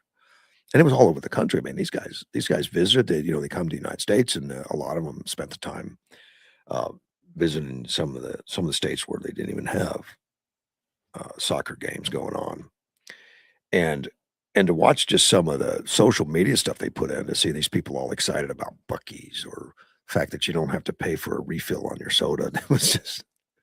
It was hilariously funny. The things they found adorable about America. I didn't realize they didn't do that all over the world. I guess they don't have Buc-ee's everywhere. I've never been to one. I know the line. There's one in Phoenix now. I haven't gone. I guess the lines still wrap around all over. It's hard to get into. It's a gas station. Yeah. Buc-ee's. I need to go sometime. Something else about the end of the tournament when it was over. President Trump was on the grounds along with the other countries represented by Carney and Sheinbaum. There was a lot of comment, and I just caught some of it on YouTube and all that. And I remember somebody was saying there was cheers for President Trump and a lot of people supporting him and stuff like that. A lot of the articles I read said there were boos, but there may have been both. I don't know. I didn't really listen to the audio. But President Trump really didn't leave the stage. when the others backed off, like they come out with a trophy and all that kind of stuff, but he kind of hung around with the Spanish players and all that kind of stuff. And some were annoyed by that. And there was one comment. I can't remember. It was an off mic thing from one of them, and said something like, "What are we got to do to get rid of him or something?" But I don't think he's universally loved by everybody. There's going to be somebody, particularly some of the politicians, that would look at him in a negative way because of whatever deals they've got going on. I mean, Sheinbaum and Carney have both had run-ins with the president, and don't really appreciate what he's doing for us because he's America first. To tell you the truth, yeah, he's America first. But there have been. I just wanted to mention that there was supposed to be some booze or something going on, and quite possibly I didn't hear it. Perhaps I should have paid more attention. I didn't care. I'm going to get some more coffee. I got to take a break. We're going to be right back. And of course, this is Mortgage One Studios, Russ Clark. We'll see you in just a few minutes.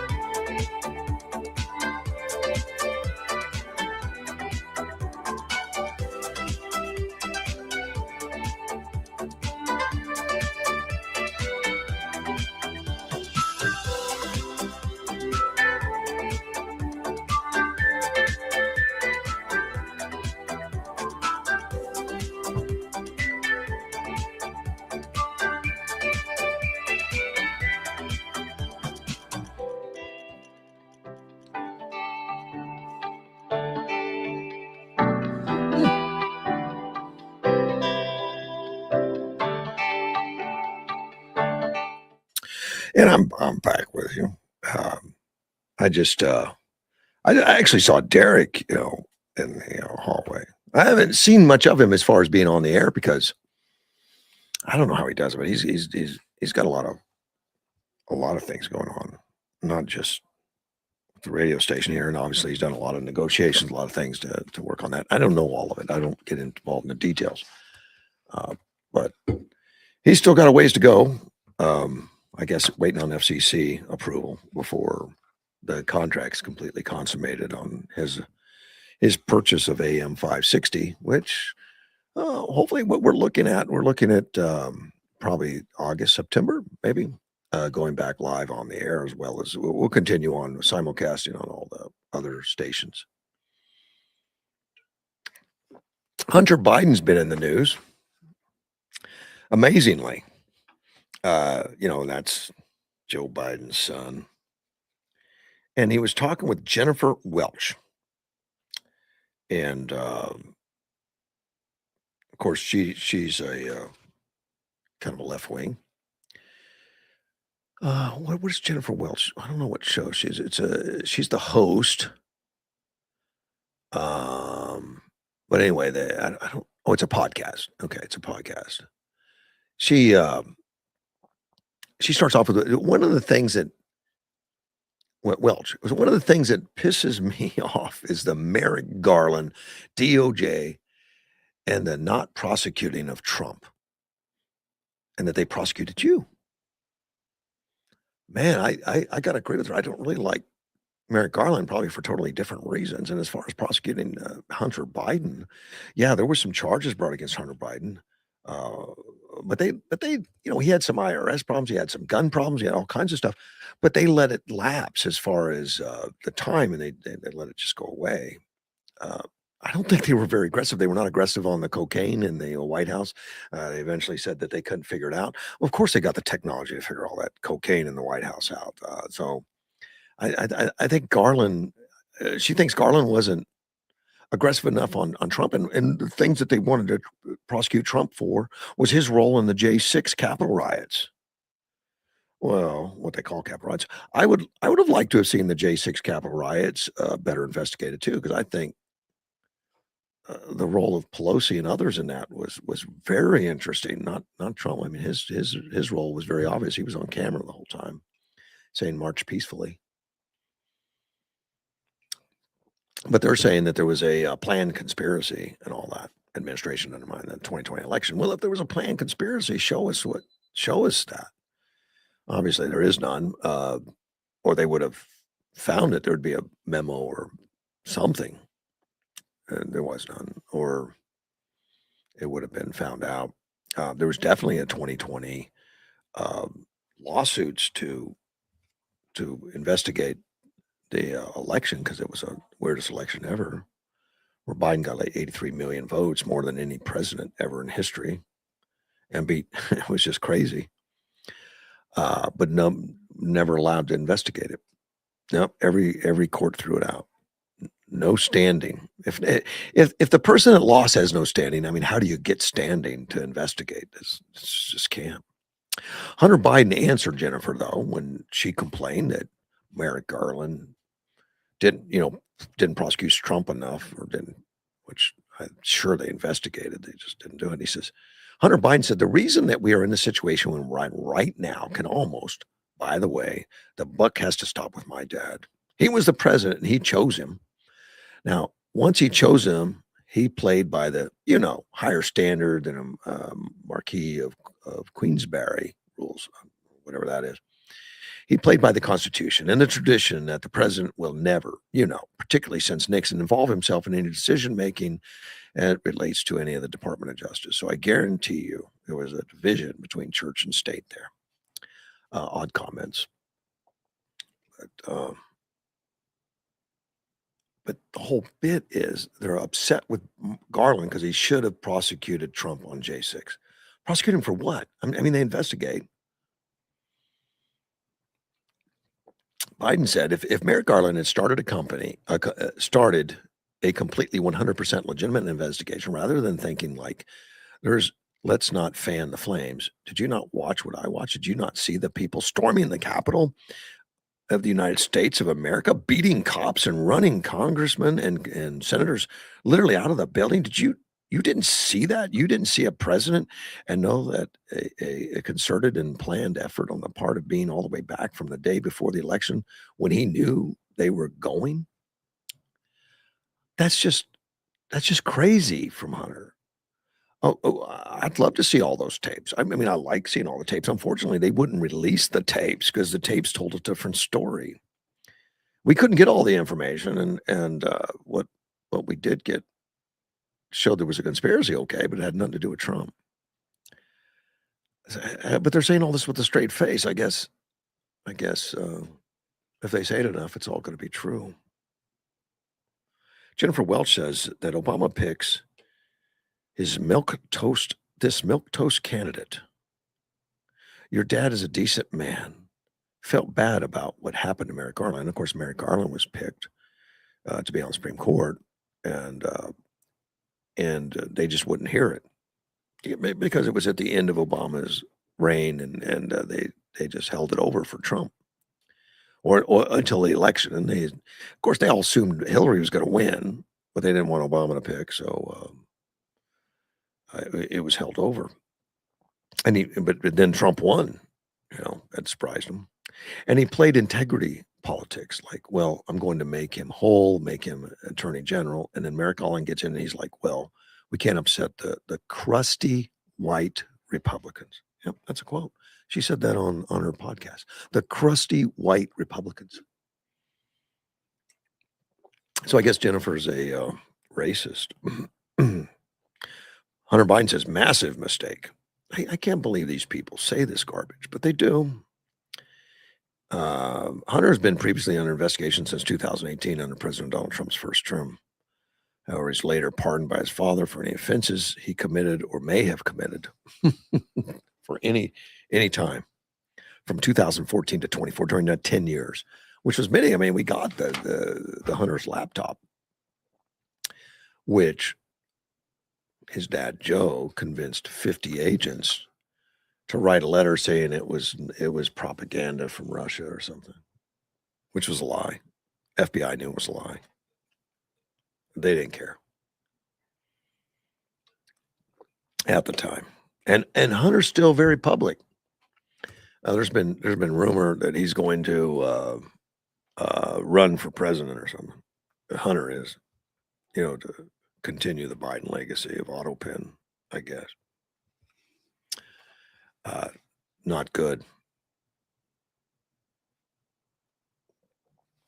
Wow. Let's talk to Veteran Dave. Good morning, Veteran Dave. Good morning, Russ. I just wanted to change a little bit of the topic this morning. Okay. Just wanted to let you know, I've been, as you know, I served one tour in Iraq and 3 tours in Afghanistan, and I've been pretty much all over the Middle East and around the world serving.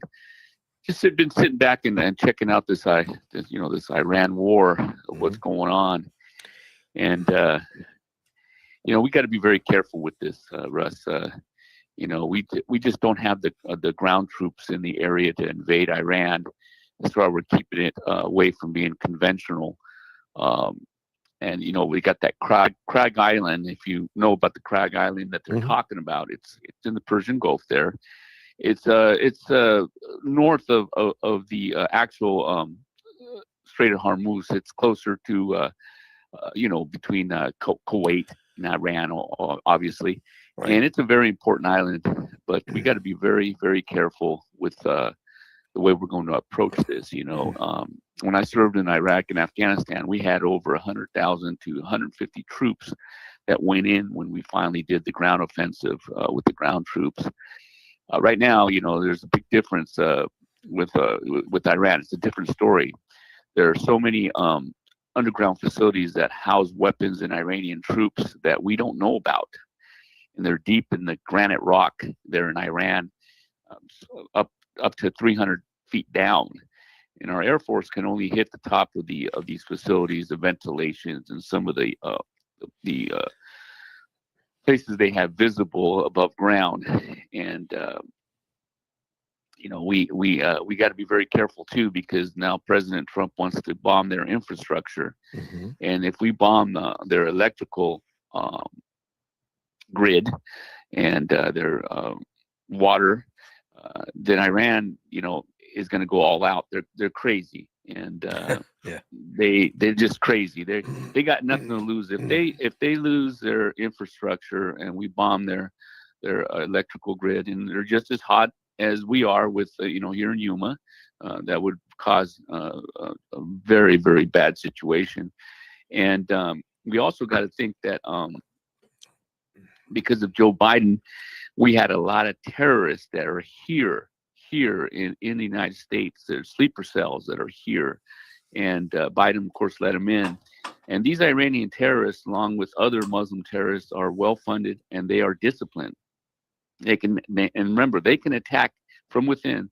If we go all out with Iran and attack them, they can attack our energy grids here. Driving around town, you could see our power stations that we have here, and it would just take an AK-47 to go in there and to our substations and take out the substations, and with some well-placed shots. Right. Imagine if they crippled our substations here, and what it would cause imagine if we didn't have electricity here in Yuma. That would be very, very difficult. And there's a lot of exposed gas pipelines. When you drive on Arabi, you will see exposed pipelines that could be taken out. That's why we got to be very careful. These people are crazy, and I think that Iran does have a nuclear weapon. They're holding it in reserve in case they think we have nothing to lose and we're going to end our regime. You just never know. And Russ, just real quick, I just want to tell you too. I've been to Kuwait, Qatar, the Bahrain, United Arab Emirates, Dubai 7 times. These are all Muslim countries, Right? And they have U.S. bases. They do. And they've been attacked by Iran, but none of them have sent their Air Force or Navy to fight back. And remember, the way they look at us, Russ, I've been there. I didn't particularly like Qatar. They were very rude people. And we're infidels to them. And they don't want to assist us, the United States, because that would be assisting Israel in this war. And they're going to stick together. And, and I formed the opinion that Russia and China are supporting Iran because we're still getting these weapons along with North Korea. And a country that we can never trust is France. And if we send ground troops into Iranian territory, we're going to lose a lot of troops. It's going to be a loss of heavy numbers. They haven't talked about that yet. They've tried to avoid. But what's the answer right now, Dave? What should happen? The answer is, we got to remember when we went into Iran and Afghanistan, we had, like 100,000 troops. Right now, we have 50,000 troops in the area. Not all of them are combat troops. No, a lot of them are support staff. We go in. There's an interesting movie with Orlando Bloom called "The Kingdom of Heaven." I don't know if you've ever seen this movie. It's an excellent movie about the Crusades and the battles and the invasion of Jerusalem with the Muslims. They want to draw us in because they draw us in and they'll be waiting for us. We'll be going into their territory, especially Craig Island. That's, a very important island. It's like 3 miles square. I mean, it's small, really. Yes, it's small. It's like I said, it's not down if you look at a map, it's not down towards the Strait of Hormuz. It's closer to the Upper Peninsula there. And it is a very strategic island. It would be like our Guadalcanal or Iwo Jima, that type of a conquest. But they're one is strong because remember, just because we have money and technology, that doesn't win conventional wars. We learned this in Vietnam. We learned this. I spent 3 years in Afghanistan. We were there for 20 years, and look what happened when Biden pulled out. We lost. Iraq, we're technically, if you want to call it a tie, but we haven't won a conventional war since World War II. Correct. Same thing with Korea. Okay. And when you have the will to fight, that beats, the Taliban, all they did was wait us out. They told us we are the graveyard of empires. Well, when we go conventional, that's where we have to be very careful. Okay. And my thing is to hold back and you know, have our operatives that are already there gain more information of where these underground facilities out, and do just the best we can to have operatives that are already in there to bomb from within. Mhm. And there's a lot of things that happened. You know, when I was in Iraq and Afghanistan, we always had the black ops that were out there. These were, you know, agents that we don't know if they were NSA, CIA. It's not like the movies. You just Yeah. they don't talk to you. You don't talk to them, and they go out and do operatives at night, and you just don't question it. You leave it alone. And we just got to use more of our intelligence. President Trump's very smart right now because he's listening to his advisors saying, you don't want to go there. And I don't know if you knew this, Russ, but there was another threat. I'm sure you did. There was another threat when our president was in Turkey for the NATO conference, Right. and he was going to fly out in his new jet that was given to Qatar. Qatar donated a plane, and they tried to retrofit it like Air Force One, but it's a civilian plane. And there was a credible threat that was received by Israeli intelligence, Right. and they warned our Secret Service that there was a credible threat on the new Air Force plane when our president took off from Turkey. And they told him, they said, hey, be careful because there's a credible threat. Well, he went back and flew out in his old plane, which is equipped with all the countermeasures and all the security equipment. And they convinced him to fly out in the old Air Force One from Turkey. Right. This plane took off from Turkey to London. And once he was in London, they said, you're okay now. Now that we're leaving Europe, you can fly in the new plane back to Washington, D.C. And that was a credible threat. So they're still, you know, out there trying to, you know, assassinate our president. Yep. And that's something that's very important. But right now, Russ, unfortunately, we're committed to being in this war, but we just don't have the troops for a conventional war because the Republican Guard, they're formidable. They've been they're battle tested with the Iraq. You know, they've had with the terrorist cells that they run all over the Middle East. We just got to have patience. You know, these wars can't be done right away. So that's where we're very. But the bottom line is we can't trust these countries. None of them has lifted a finger, you know, to help us out, and we're protecting them. These Muslim countries that I Sure. mentioned. Well, Kuwait, they've Qatar, treated us Bahrain. better than France or Spain or Italy. Yes, they have. Yeah. But they lifted not one finger. They've been attacked. They've had their people killed. We've had our service people killed, and none of them have said, "Hey, we're going to commit a couple of frigates or, you know, some jets." They got great, you know, air forces that are small, but they can. But there something happened where Iran must have told them, "Look, we got a ace in the hole here with the nuclear. You know, we will attack you." And like I said, when push comes to shove and Iran's in the corner, I don't trust them. I think that they do have at least one or two that they can launch. I don't know. They got nothing to lose. You know. I'm of the understanding that they have helped out though with really behind the scenes and more with special forces stuff. And Saudi's been doing stuff, and they bombed Yemen because of the Houthis. Yes, of course, and the Yemen Yeah. and Yemen's on their peninsula, but they have not crossed over to Iran to actually bomb itself. But they And, you know. they recently allowed the U.S. to fire from Kuwait, from United Arab Of course. Emirates, Of course. which And I've been to that's pretty big. We can't even land in Italy. No, we can't. And like I said, don't trust France, don't trust the Europeans. They haven't lifted a finger to help us out. Again, we can't trust. Like I said, they're going to take care of their own. And they. What I'd like. I've been to camp. What I'd like to see is them to take care of their own. And I think, I mean, from everything I see, it looks like that's what United States is doing, is getting it so that Iran can be taken over by other Muslims that are friendly. I mean, basically, you know, the Saudi Arabias, the Kuwaits, guitars. They may not like us that much. They work with us. They're work with business us. Yes, people. they They have tolerate us. hotels. Yes, they tolerate us, and they tolerate us because we are their armed forces. They're protecting them from Iran, China, and Russia, and North Korea. Right. But one of the things we have to forget, you and I remember 47 years ago Yes. the embassy takeover of 1979 and the failed rescue attempt. 47 years is a long time. When we're thinking that we're going to go in and replace the regime of Iran, they had 15 million people for the Ayatollah Khomeini's funeral, and they're radicalized, they're brainwashed. Right. So these 40,000 that were killed, allegedly killed, the people that wanted to overthrow the Iranian government and place the Shah's son back in.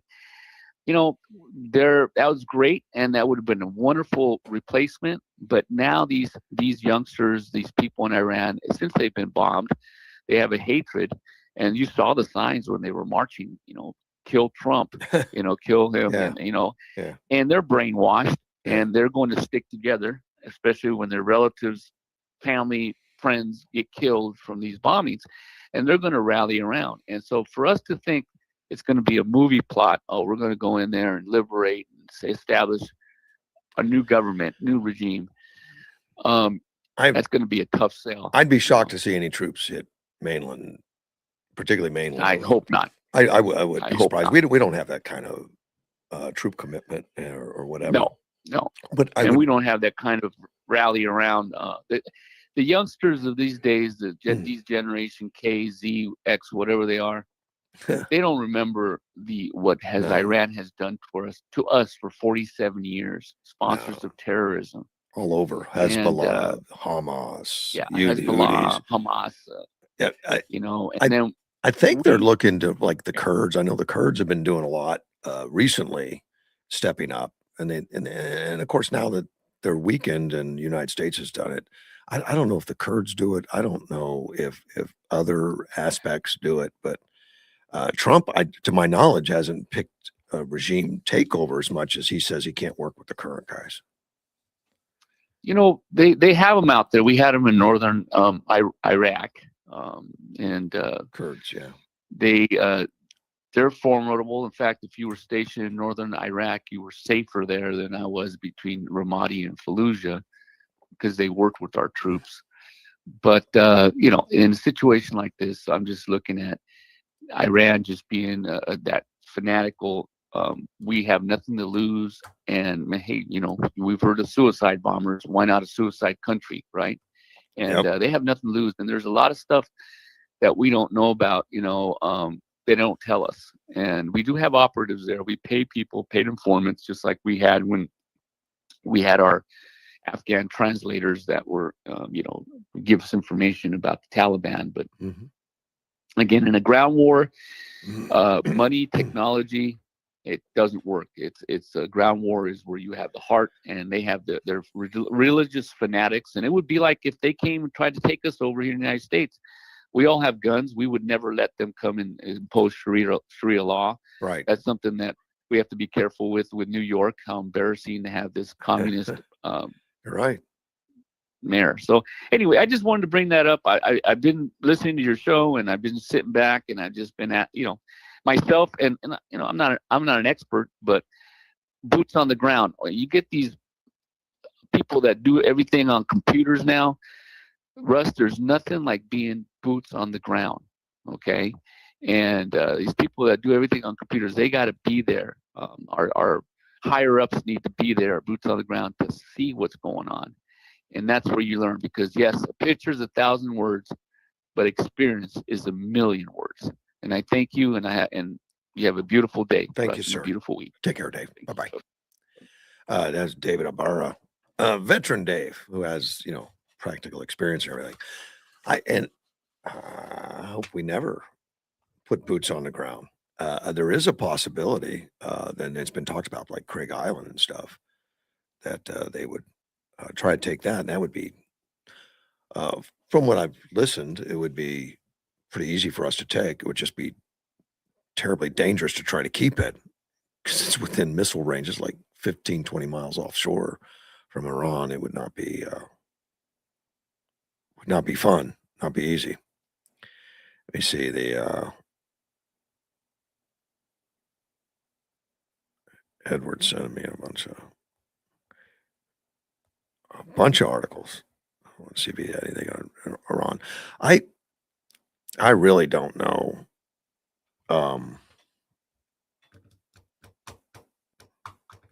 What the future of Iran is any more than anybody or Dave or anybody else, but there's no way he's equipped for a ground troop thing right now, and President Trump is not in favor of those forever wars and all that. And I think he's looking for his neighbors, the neighbors there, to pitch in, whether it's the Kurds or one of the other countries or something, or the Iranian people. I don't know.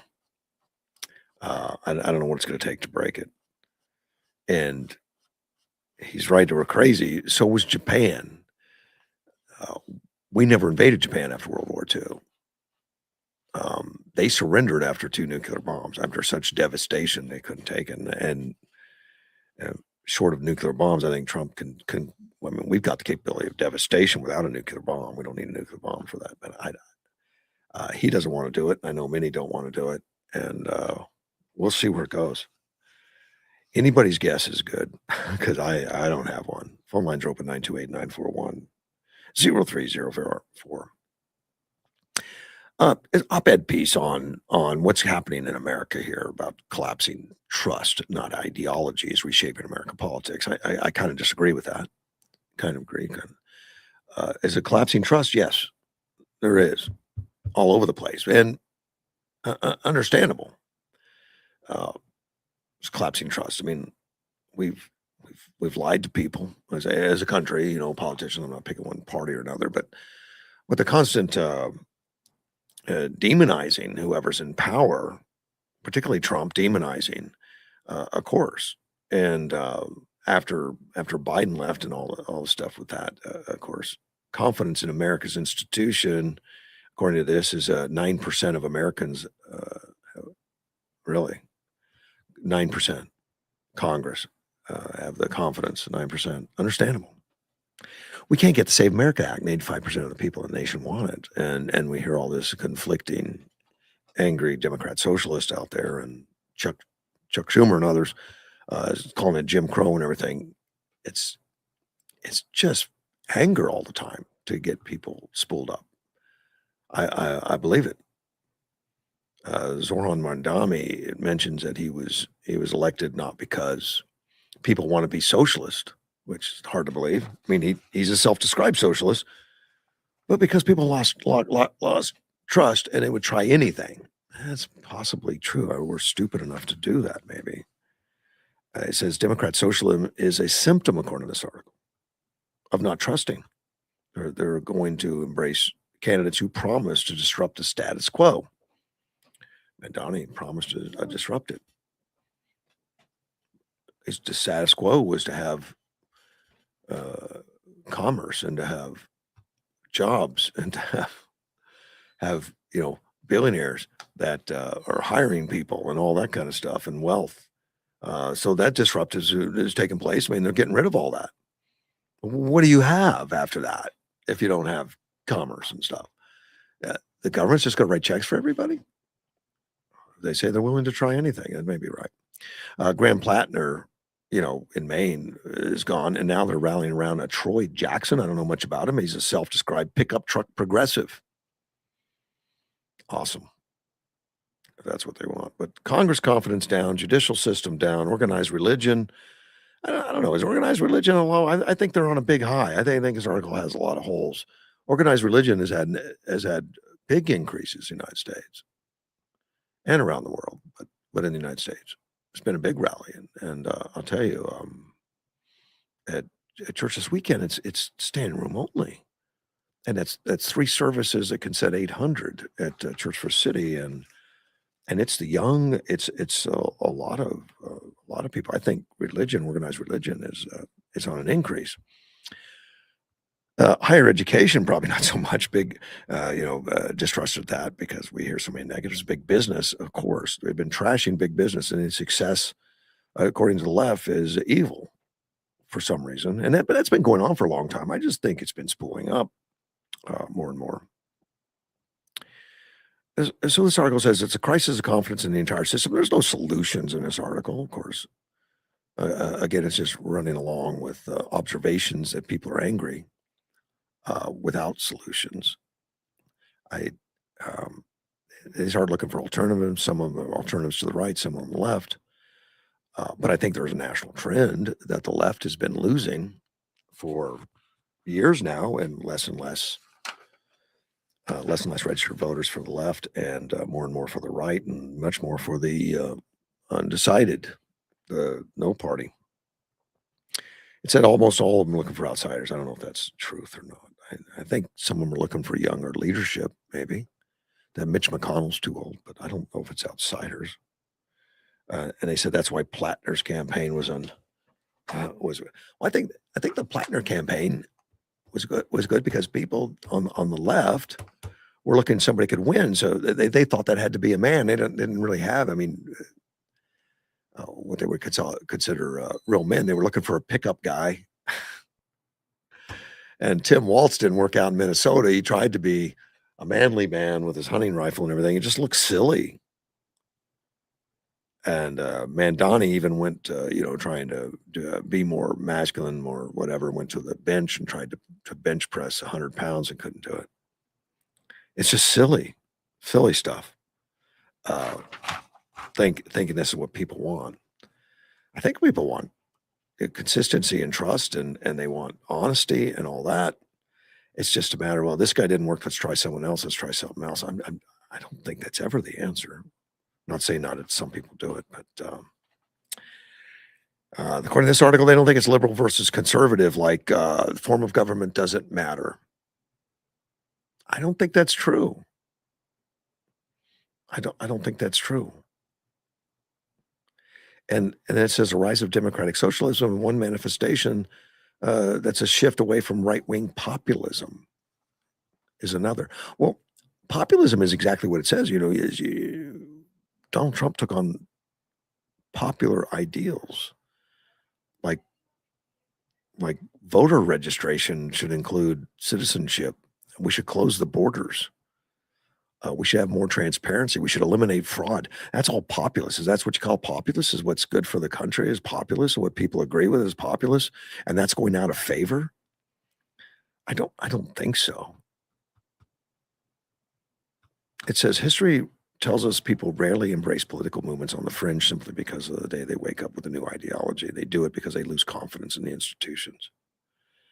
I don't disagree. There's confidence collapse. There is a constant collapse. But I think it's because of the politics. There's a confidence. Politics are throwing grenades at the current administration. Politics, is throwing grenades at policies and stuff. Even if they're popular or they make sense or they're going to create wealth or they're going to create stability. Politics is after power more and more, too much after power and not about what's good for us.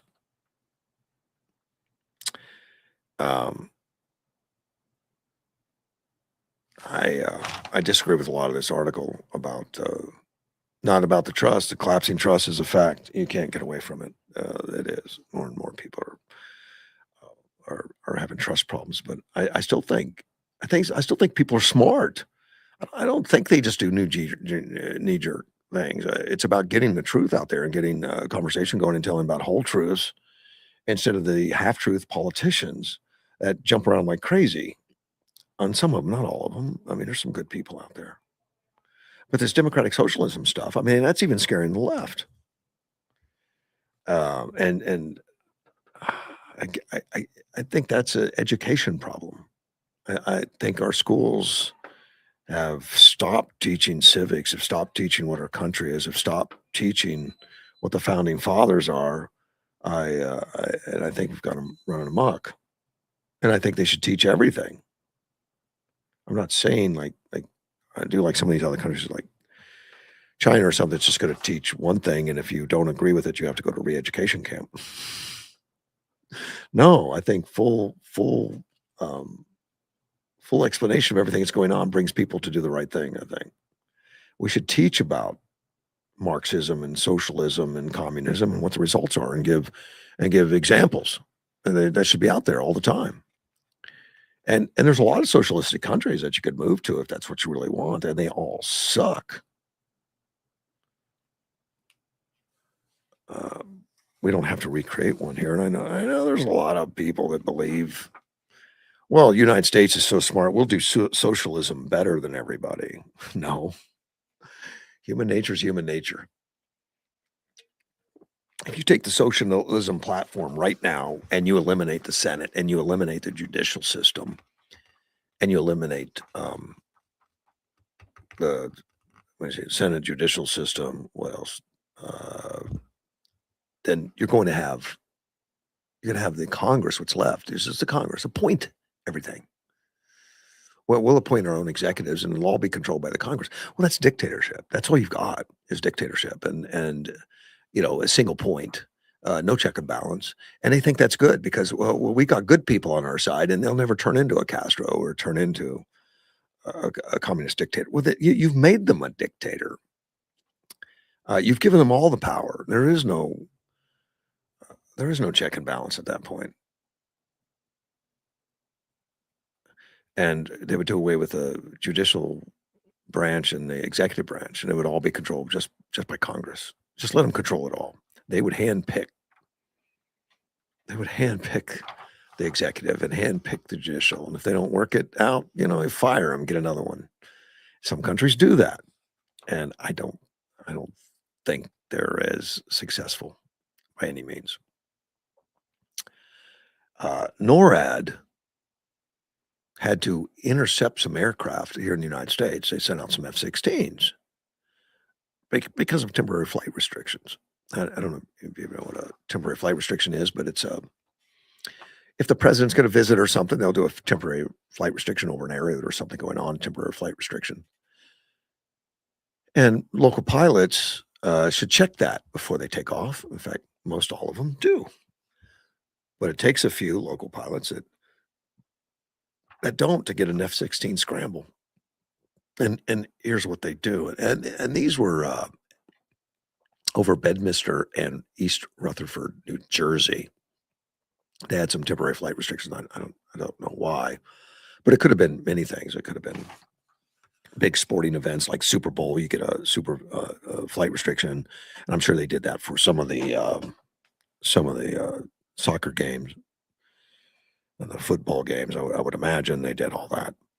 They had to go after more than 10 general aviation aircraft, and what happens is you take off in a plane. I think it's amazing to people. I remember after 9/11 and all that, people were shocked. You mean you could go to an airport and put keys in an airplane and take off without permission from the government? Yes, you can. Just like you can get in a car with keys, start a car, and get on this freeway without a government permission. You're right, you can. You can still do that in this country. You have an airplane, you just run out to the airport, put your keys in it, and you take off. Rules are different in different airspaces and different rules about checking for restricted airspace, which moves around. Sometimes there's a temporary restriction which you look for. But most every good pilot's going to do that, even if you're very used to it. But it happens, and they'll scramble an F-16 to go get you. Doesn't mean they're going to shoot you down. They're going to go get your attention, try to fly in front of you, shake the wings or whatever, and there's a frequency. If something like that happens, there's an emergency frequency that they want all aircraft turned to. Now there is a common air traffic frequency that you fly with all the time.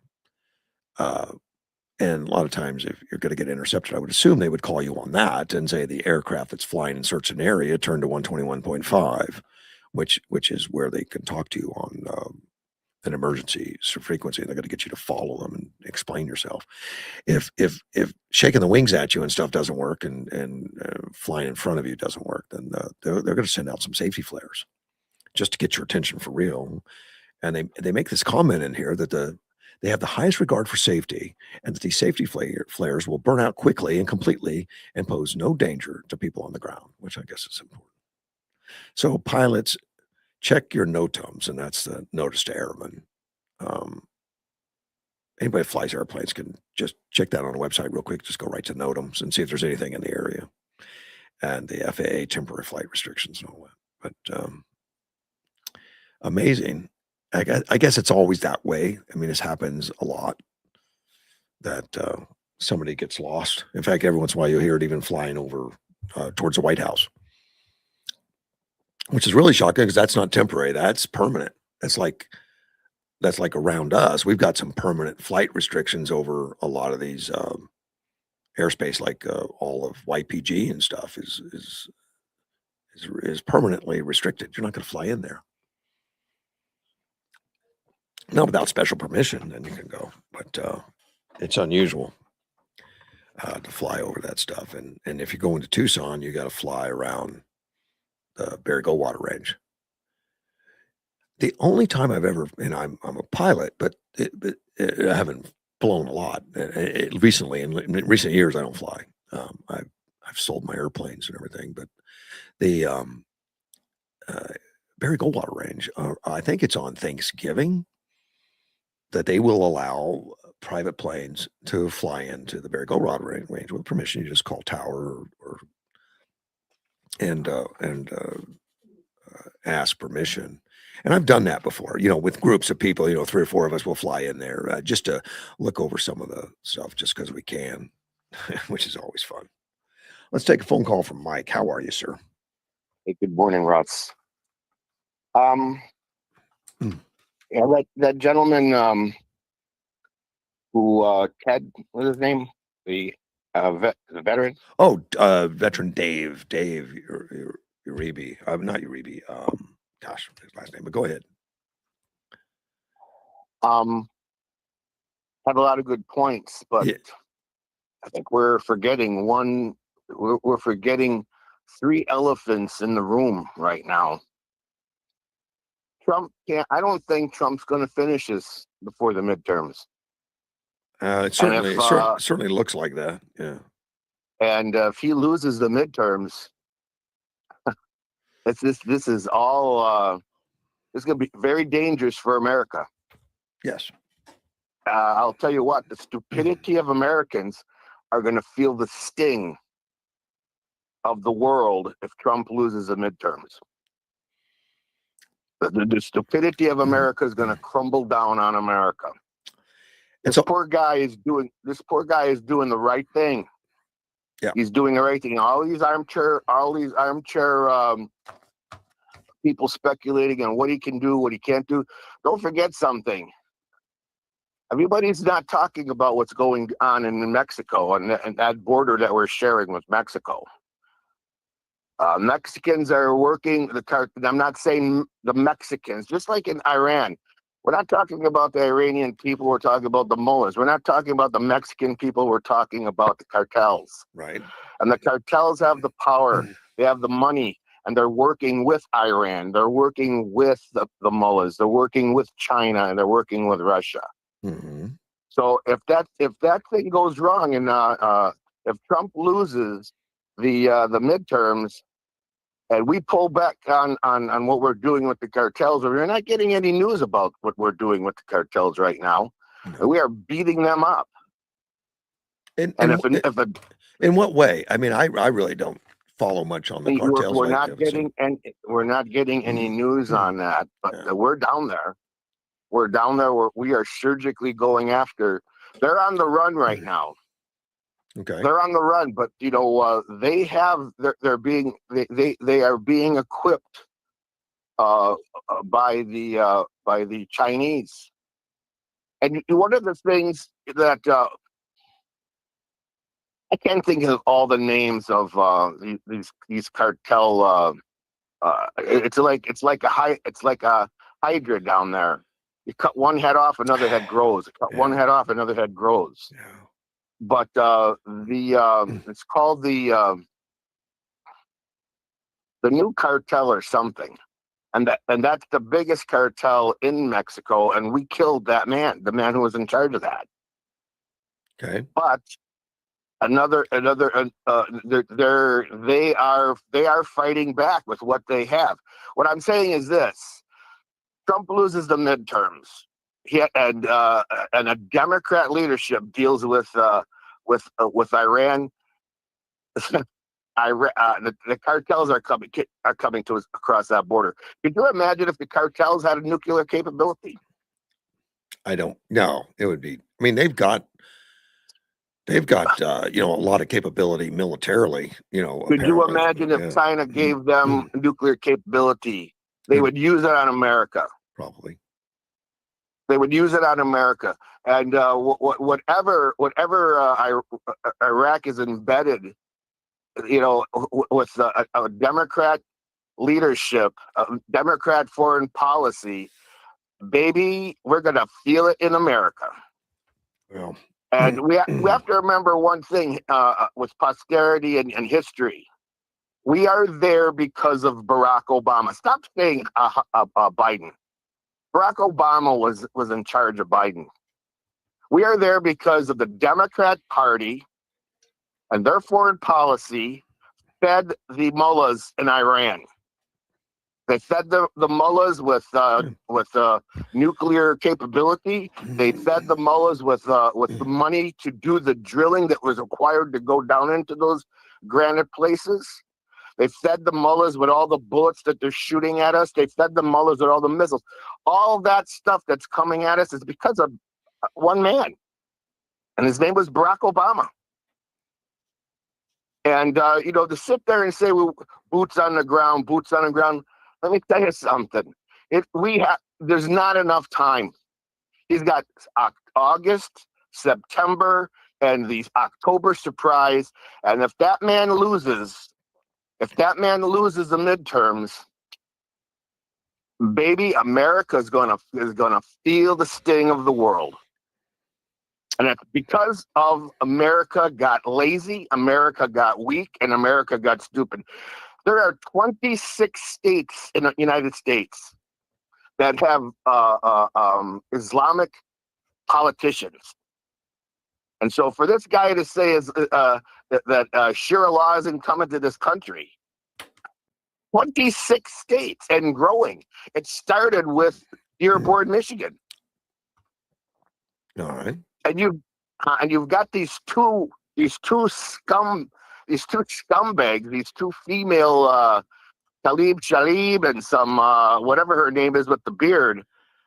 They shouldn't be there. They should be out. You know, and it's not going. It's not being fixed.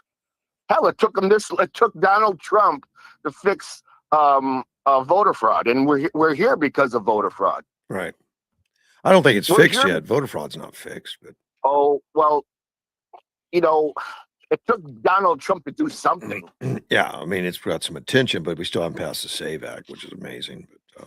So what if we don't pass the SAVE Act?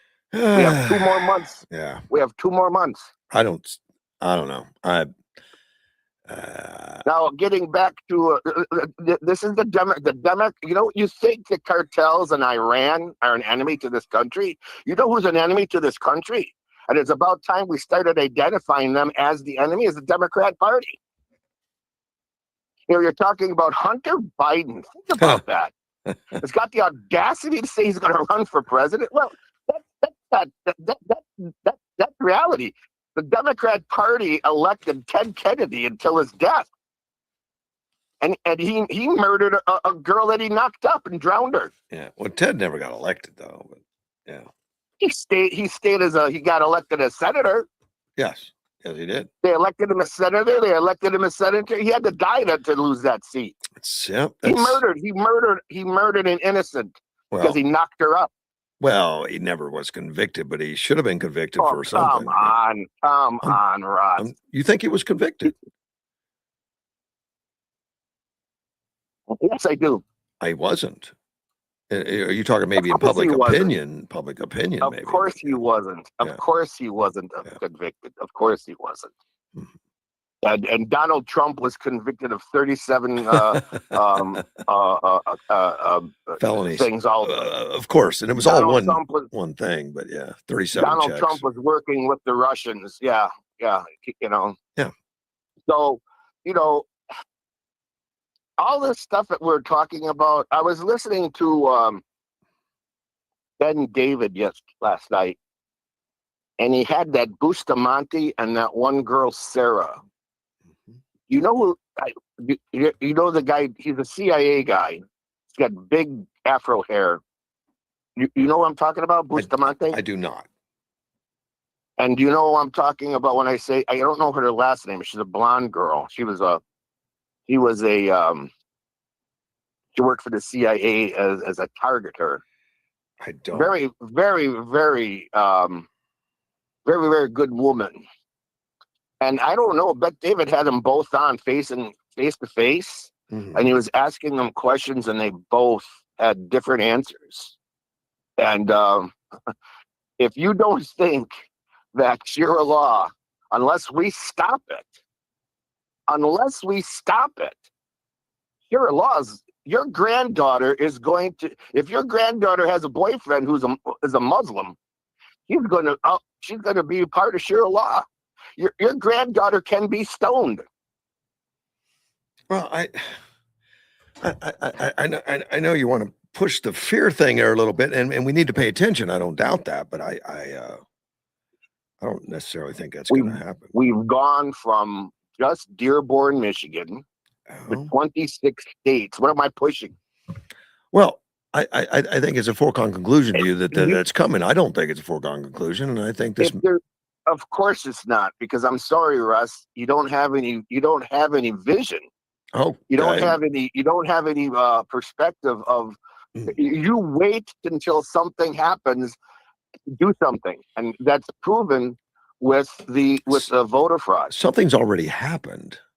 I mean, there's things that need to be taken care of for sure. Particularly when you got a Mandani in there and stuff, and Mandani is there because the Republican Party laid down. Well, for whatever reason, and I don't know if they laid down up there or not. I didn't Mandani work is with there them. because the keepers of the gate laid down and let it happen because wasn't worth going in there because there was too many Democrat votes. Same thing with 7th District. It wasn't worth going in there. There's too many Democrat votes. It wasn't worth going in there. And so what did we have? We have a communist a person in a seat. Yep. Holding a seat for 7th District. It's the same thing with Kerry Lake and that senator guy, whatever his name was. They didn't like her because she said something off-shadowed about a traitor who was John McCain, and so the Republicans voted against her. Yes. And now we've got a communist in the Senate. Yes, Kerry made a misstep. It was unfortunate. I hate the fact she did that. What a misstep. Now we've got a communist in the Senate. Correct, but I blame a lot of people for that. But Kerry did make a mistake. Yeah. We have Arizona is a abortion state now. Now, when you look at the numbers of Trump and Kamala Harris and Kerry Lake and the guy, that took Republican votes to vote for abortion in this state. It did. So America. We've got August, September, and October surprise. I'm sorry to say, but he's not going to be able to resolve Iran. I hope you're wrong. I hope you're wrong. And he does not. I don't know what my confidence is on that, but I think there's still a chance. I don't know what all he's thinking. I think he'll be able to resolve Iran. Absolutely, I think we will defeat them, but we've run out of time. Don't know. The Republican Party has made it has helped the Democrat let Donald Trump run out of time. Yeah. We'll see. It definitely makes a difference. But people are going to vote on what the price of gas is and stuff. And okay, yeah. America isn't strong enough. they're gonna fall for all the price of gas. That's highly possible. It possibly is. Yes. And so you're gonna vote you know, that Not to me. say that to But- say that America is going to succumb to the price of gas is the same thing that the Republicans succumb to the fact that there's too many Democrat votes. So what's the sense of going in there? That's just wrong. But You're a people Republican and vote you for oddball reasons, and it's nice to recognize that, and hopefully information will stop all that. But they do. They'll bumper sticker as guy's got good hair, or price of oil, or I'm mad because of some little issue. They do. They don't. Not everybody thinks worldly and big picture. one of the things that Sarah was emphasized on, but Bustamante wasn't. Hmm. He's concerned about America's water supply. Water supply. And we've talked about this in the past, and I'll say again and again and again. What are our leaders? What are our politicians doing about protecting our water supply? What is Sheriff? Oh, you're Sheriff talking about doing like the possibility of poisoning our water supply? Yes, sir. Yes, absolutely, sir. Okay. You know what is and if you're talking militarily, of course you're going to attack that. You're going to attack that. And they're in here. Yeah. Those sleeper cells are here because of Barack Obama, not because of Biden, because of Barack Obama. Barack Obama's army is in this country to overthrow this country. Well, I think Joe Biden had a hand in it too. Well, I would give him any credit. Barack Obama had more. He had more deportations. He used ICE a lot. He had a third term with Biden. Well, that's been stated, but Barack Obama did not support Biden until the last moment. I mean, he didn't want Biden in there. He didn't trust Joe. But the sleeper cells that are here, if they are here, are because Barack Obama put them there. Yeah. And I don't know why they aren't acting up right now. I don't know why, but they are there. Who knows? And I'm not disagreeing. There's probably something out there. There probably always is. And who knows how much the FBI knows or how much they've stopped, if there have been some. I have no idea, but I would think it would have been done by now if they had something. But they make threats every day. Well, the threat, the biggest sleeper cell right now is the cartels in Mexico, and the ability to not hold them back. And Trump is doing that right now. Yeah. You take Trump out of the picture, America is going to feel the sting that they deserve because of just the nonchalant kumbaya attitude. And I'm talking about Republicans. I'm not talking about Democrats. The Democrats exist because of the inaction of Republicans. I mean, there's political contest every year, and they both try to win. I don't think the Republicans go out and say, "Well, we got to lose some to help out." I don't think that's it. And well, I don't think they do that blatantly, but they don't do anything. Well, they have no vision. They have no vision. Just totally wrong. That's totally wrong. I mean, a Republican is the best friend the Democrats have ever had. All right. And I'll gotta tell you, Russ, I'm voting Republican. Okay. And I'm holding my nose again. Okay. Except not for Andy Biggs. Oh, really?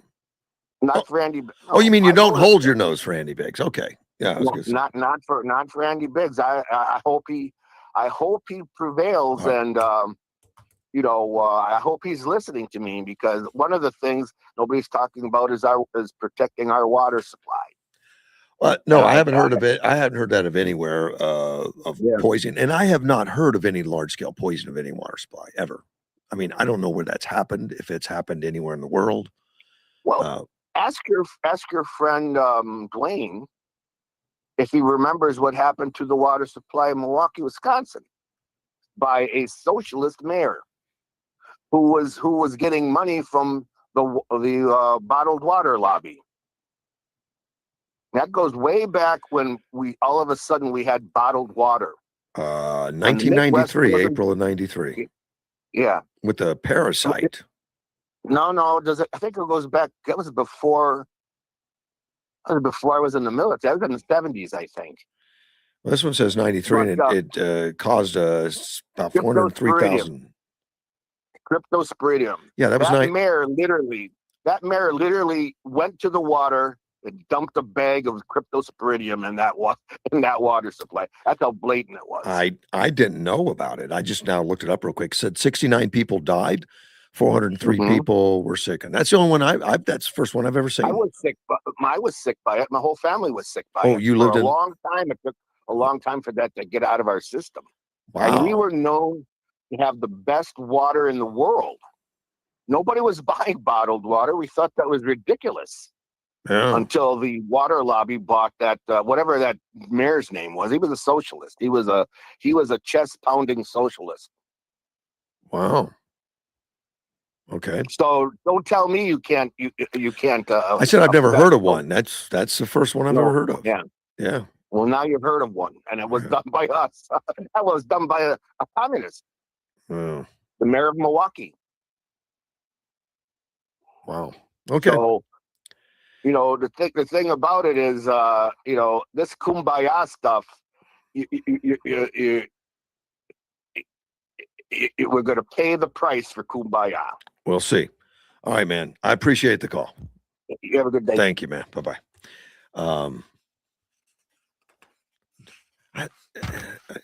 I like Mike. A lot of doom and gloom, though.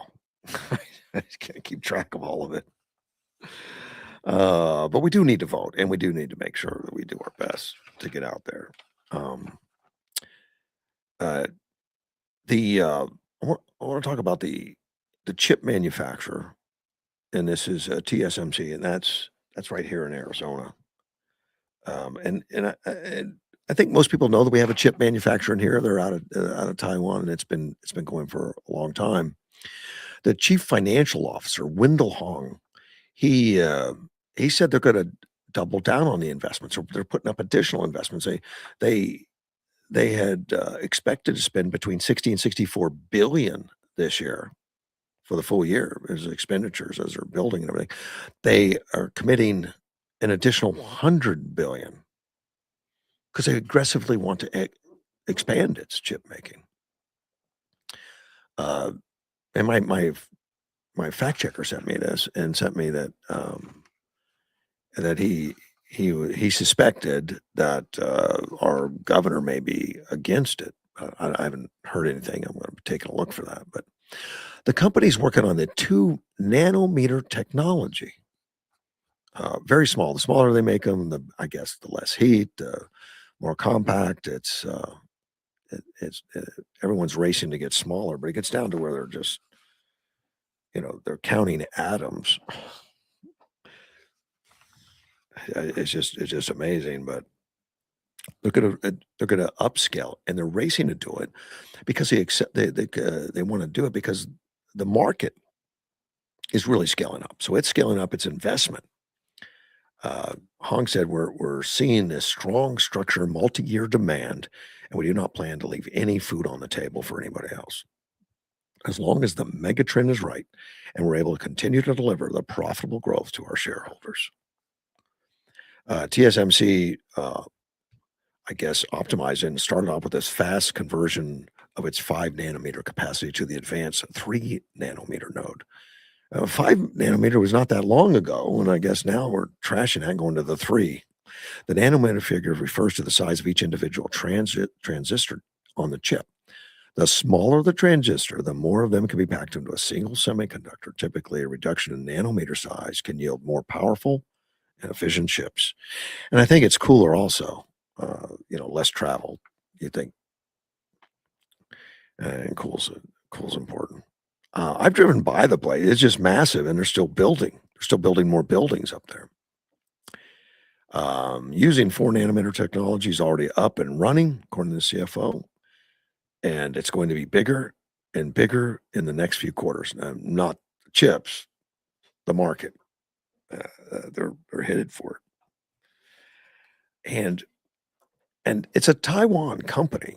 And in this article, it says that the construction cost, the U.S. fab construction costs, are 4 to 5 times higher than in Taiwan. That they're building here anyway. Hong said that while the initial delusion will widen as the scale of the overseas operations grows, the expansion will ultimately further foster the development of the U.S. semiconductor ecosystem. It will be both the front end wafer fabs and back and advanced packing fabs. Now, well, right now, I know they're doing the wafer fabs here. They're making the chips and all that. Then they have to box it all up and send it back to Taiwan, where they do the packaging, I guess. Uh, but that's a whole different technology and a different skill set, and we just didn't have it here. So they're gonna put that here. We call it a deployment of the fresh $100 billion investment. Just kind of amazing that to spend that kind of money. The stock of TSMC is up 48% year to date. So they're doing something right, even though they're spending a ton of money. And of course, being in Taiwan is kind of scary. China wants to go in and reclaim all that, take it over by force. And that's something that the United States worries about, the Taiwan worries about. They are continuing to improve their defensive systems with drones, torpedoes, and all that. Taiwan is you got to go through some treacherous waters to get to Taiwan from China. Apparently, it's fast moving currents and stuff like that. And it's not as close as the Strait of Hormuz. It's much wider. I don't know how big that is. I don't know if that's like it's got to be 100 miles maybe. I'd have to double check that, but it wouldn't be an easy thing for China even to try to do that. But man, and I've heard that the manufacturing plants over in Taiwan, the chip manufacturing, are wired to be destroyed in case of an invasion and a possible takeover. They would not let them have the technology. I don't know how true that all is, but I have heard that they would want to get out of here. So their investment here means something, I guess. They're paying more for it over here to build them here, but they see more stability, I would think, and it doesn't say that in this article. TSMC continues to comply with all the export controls while serving its Chinese customers, and of course, China's still influential, and they manage a regulatory footprint on China, but it's only 8% of their total revenues into China. There's still a connection there. Regarding the prospects of physical AI, and that's, of course, what a lot of these are going for, is the artificial intelligence. The company's recent joint venture with Sony for image sensors is part of the strategic commitment to supporting long-term customer growth in specialty technologies. So another $100 million coming into Arizona at a time when New York and California, Illinois, for some of the worst, are losing big business, are losing technology. Texas, Arizona, Florida, and quite a few others are gaining it in a big way, and gaining this kind of thing, which is absolutely great. I mean, I like it that it's moving here, and of course that started under Trump's first term, and it's been growing ever since. And of course, Doug Ducey was open for business. Doug Ducey was big on working with business. Hobbs, not so much, but it's already here now, and they're expanding it. And hopefully Hobbs leaves it alone. Trailer park firm is sued by Chris Mays, which is kind of a weird headline that Chris Mays is suing a trailer park. That's our attorney general here in Arizona, state of Arizona, and they're suing trailer parks, which I don't understand the whole thing. It's filed against Boa Vita Group, which because of electricity outages. That it's in Tucson. It's Tucson's Redwood Mobile Home Park, and Boa Vita and owns 5 other trailer parks in Arizona. And I guess it's a big business. It's a big company, and they got them all over. Well, they sent $600,000 in donation to Restore Arizona PAC, and it's been spending money on ads supporting Arizona Senate President Warren Peterson, who's running for AG against Chris Mays. So, and that donation came just days after the AG asked a court to hold the company in contempt. And they said, "Great, give $500,000 plus to Warren Peterson. Let's get rid of that Chris Mays." That's politics, baby. I don't know if Boa Villa deserves any of that. I don't know. Very little here, and I didn't do a lot of research. But are they really responsible for electricity outages? Is that not the power company that's giving electricity? Can they be culpable? Now, my understanding is at this trailer park, they're the only customer to the electric company. They don't have individual meters on every single resident, which is typical of a lot of these types of places where just for consistency purposes, because people come in, come out, and all that stuff, particularly on the RVs and those kind of things, that when you get there, you pay the park for the electricity. You know, the meter will be owned by the park, and you'll pay the park for that, and some kind of surcharge to handle their for their paperwork and handling all that stuff. But Boa Vita accused Mays of being unfair, anti-business, and said she should be replaced by Peterson. Boa Vita says, as a business owner in Arizona, we support those who are not anti-business, those who are fair, reasonable, and seek to benefit the state as a whole and not just look for targets for publicity. We believe Warren Peterson reflects the conservative values of the state and support his candidacy. Now, the company has not discussed any of the legal matters with Peterson, and this money doesn't go directly to him. It's going to a PAC that happens to support Peterson.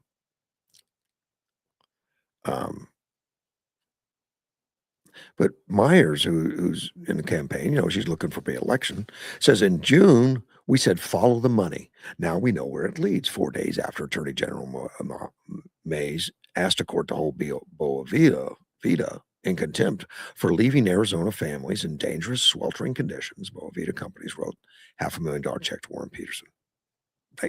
And Mays said that. But I don't know any of the details. I doubt that they unplugged everybody and said, just feel the heat for a while because I'm bored today. I don't know. I don't know the thing.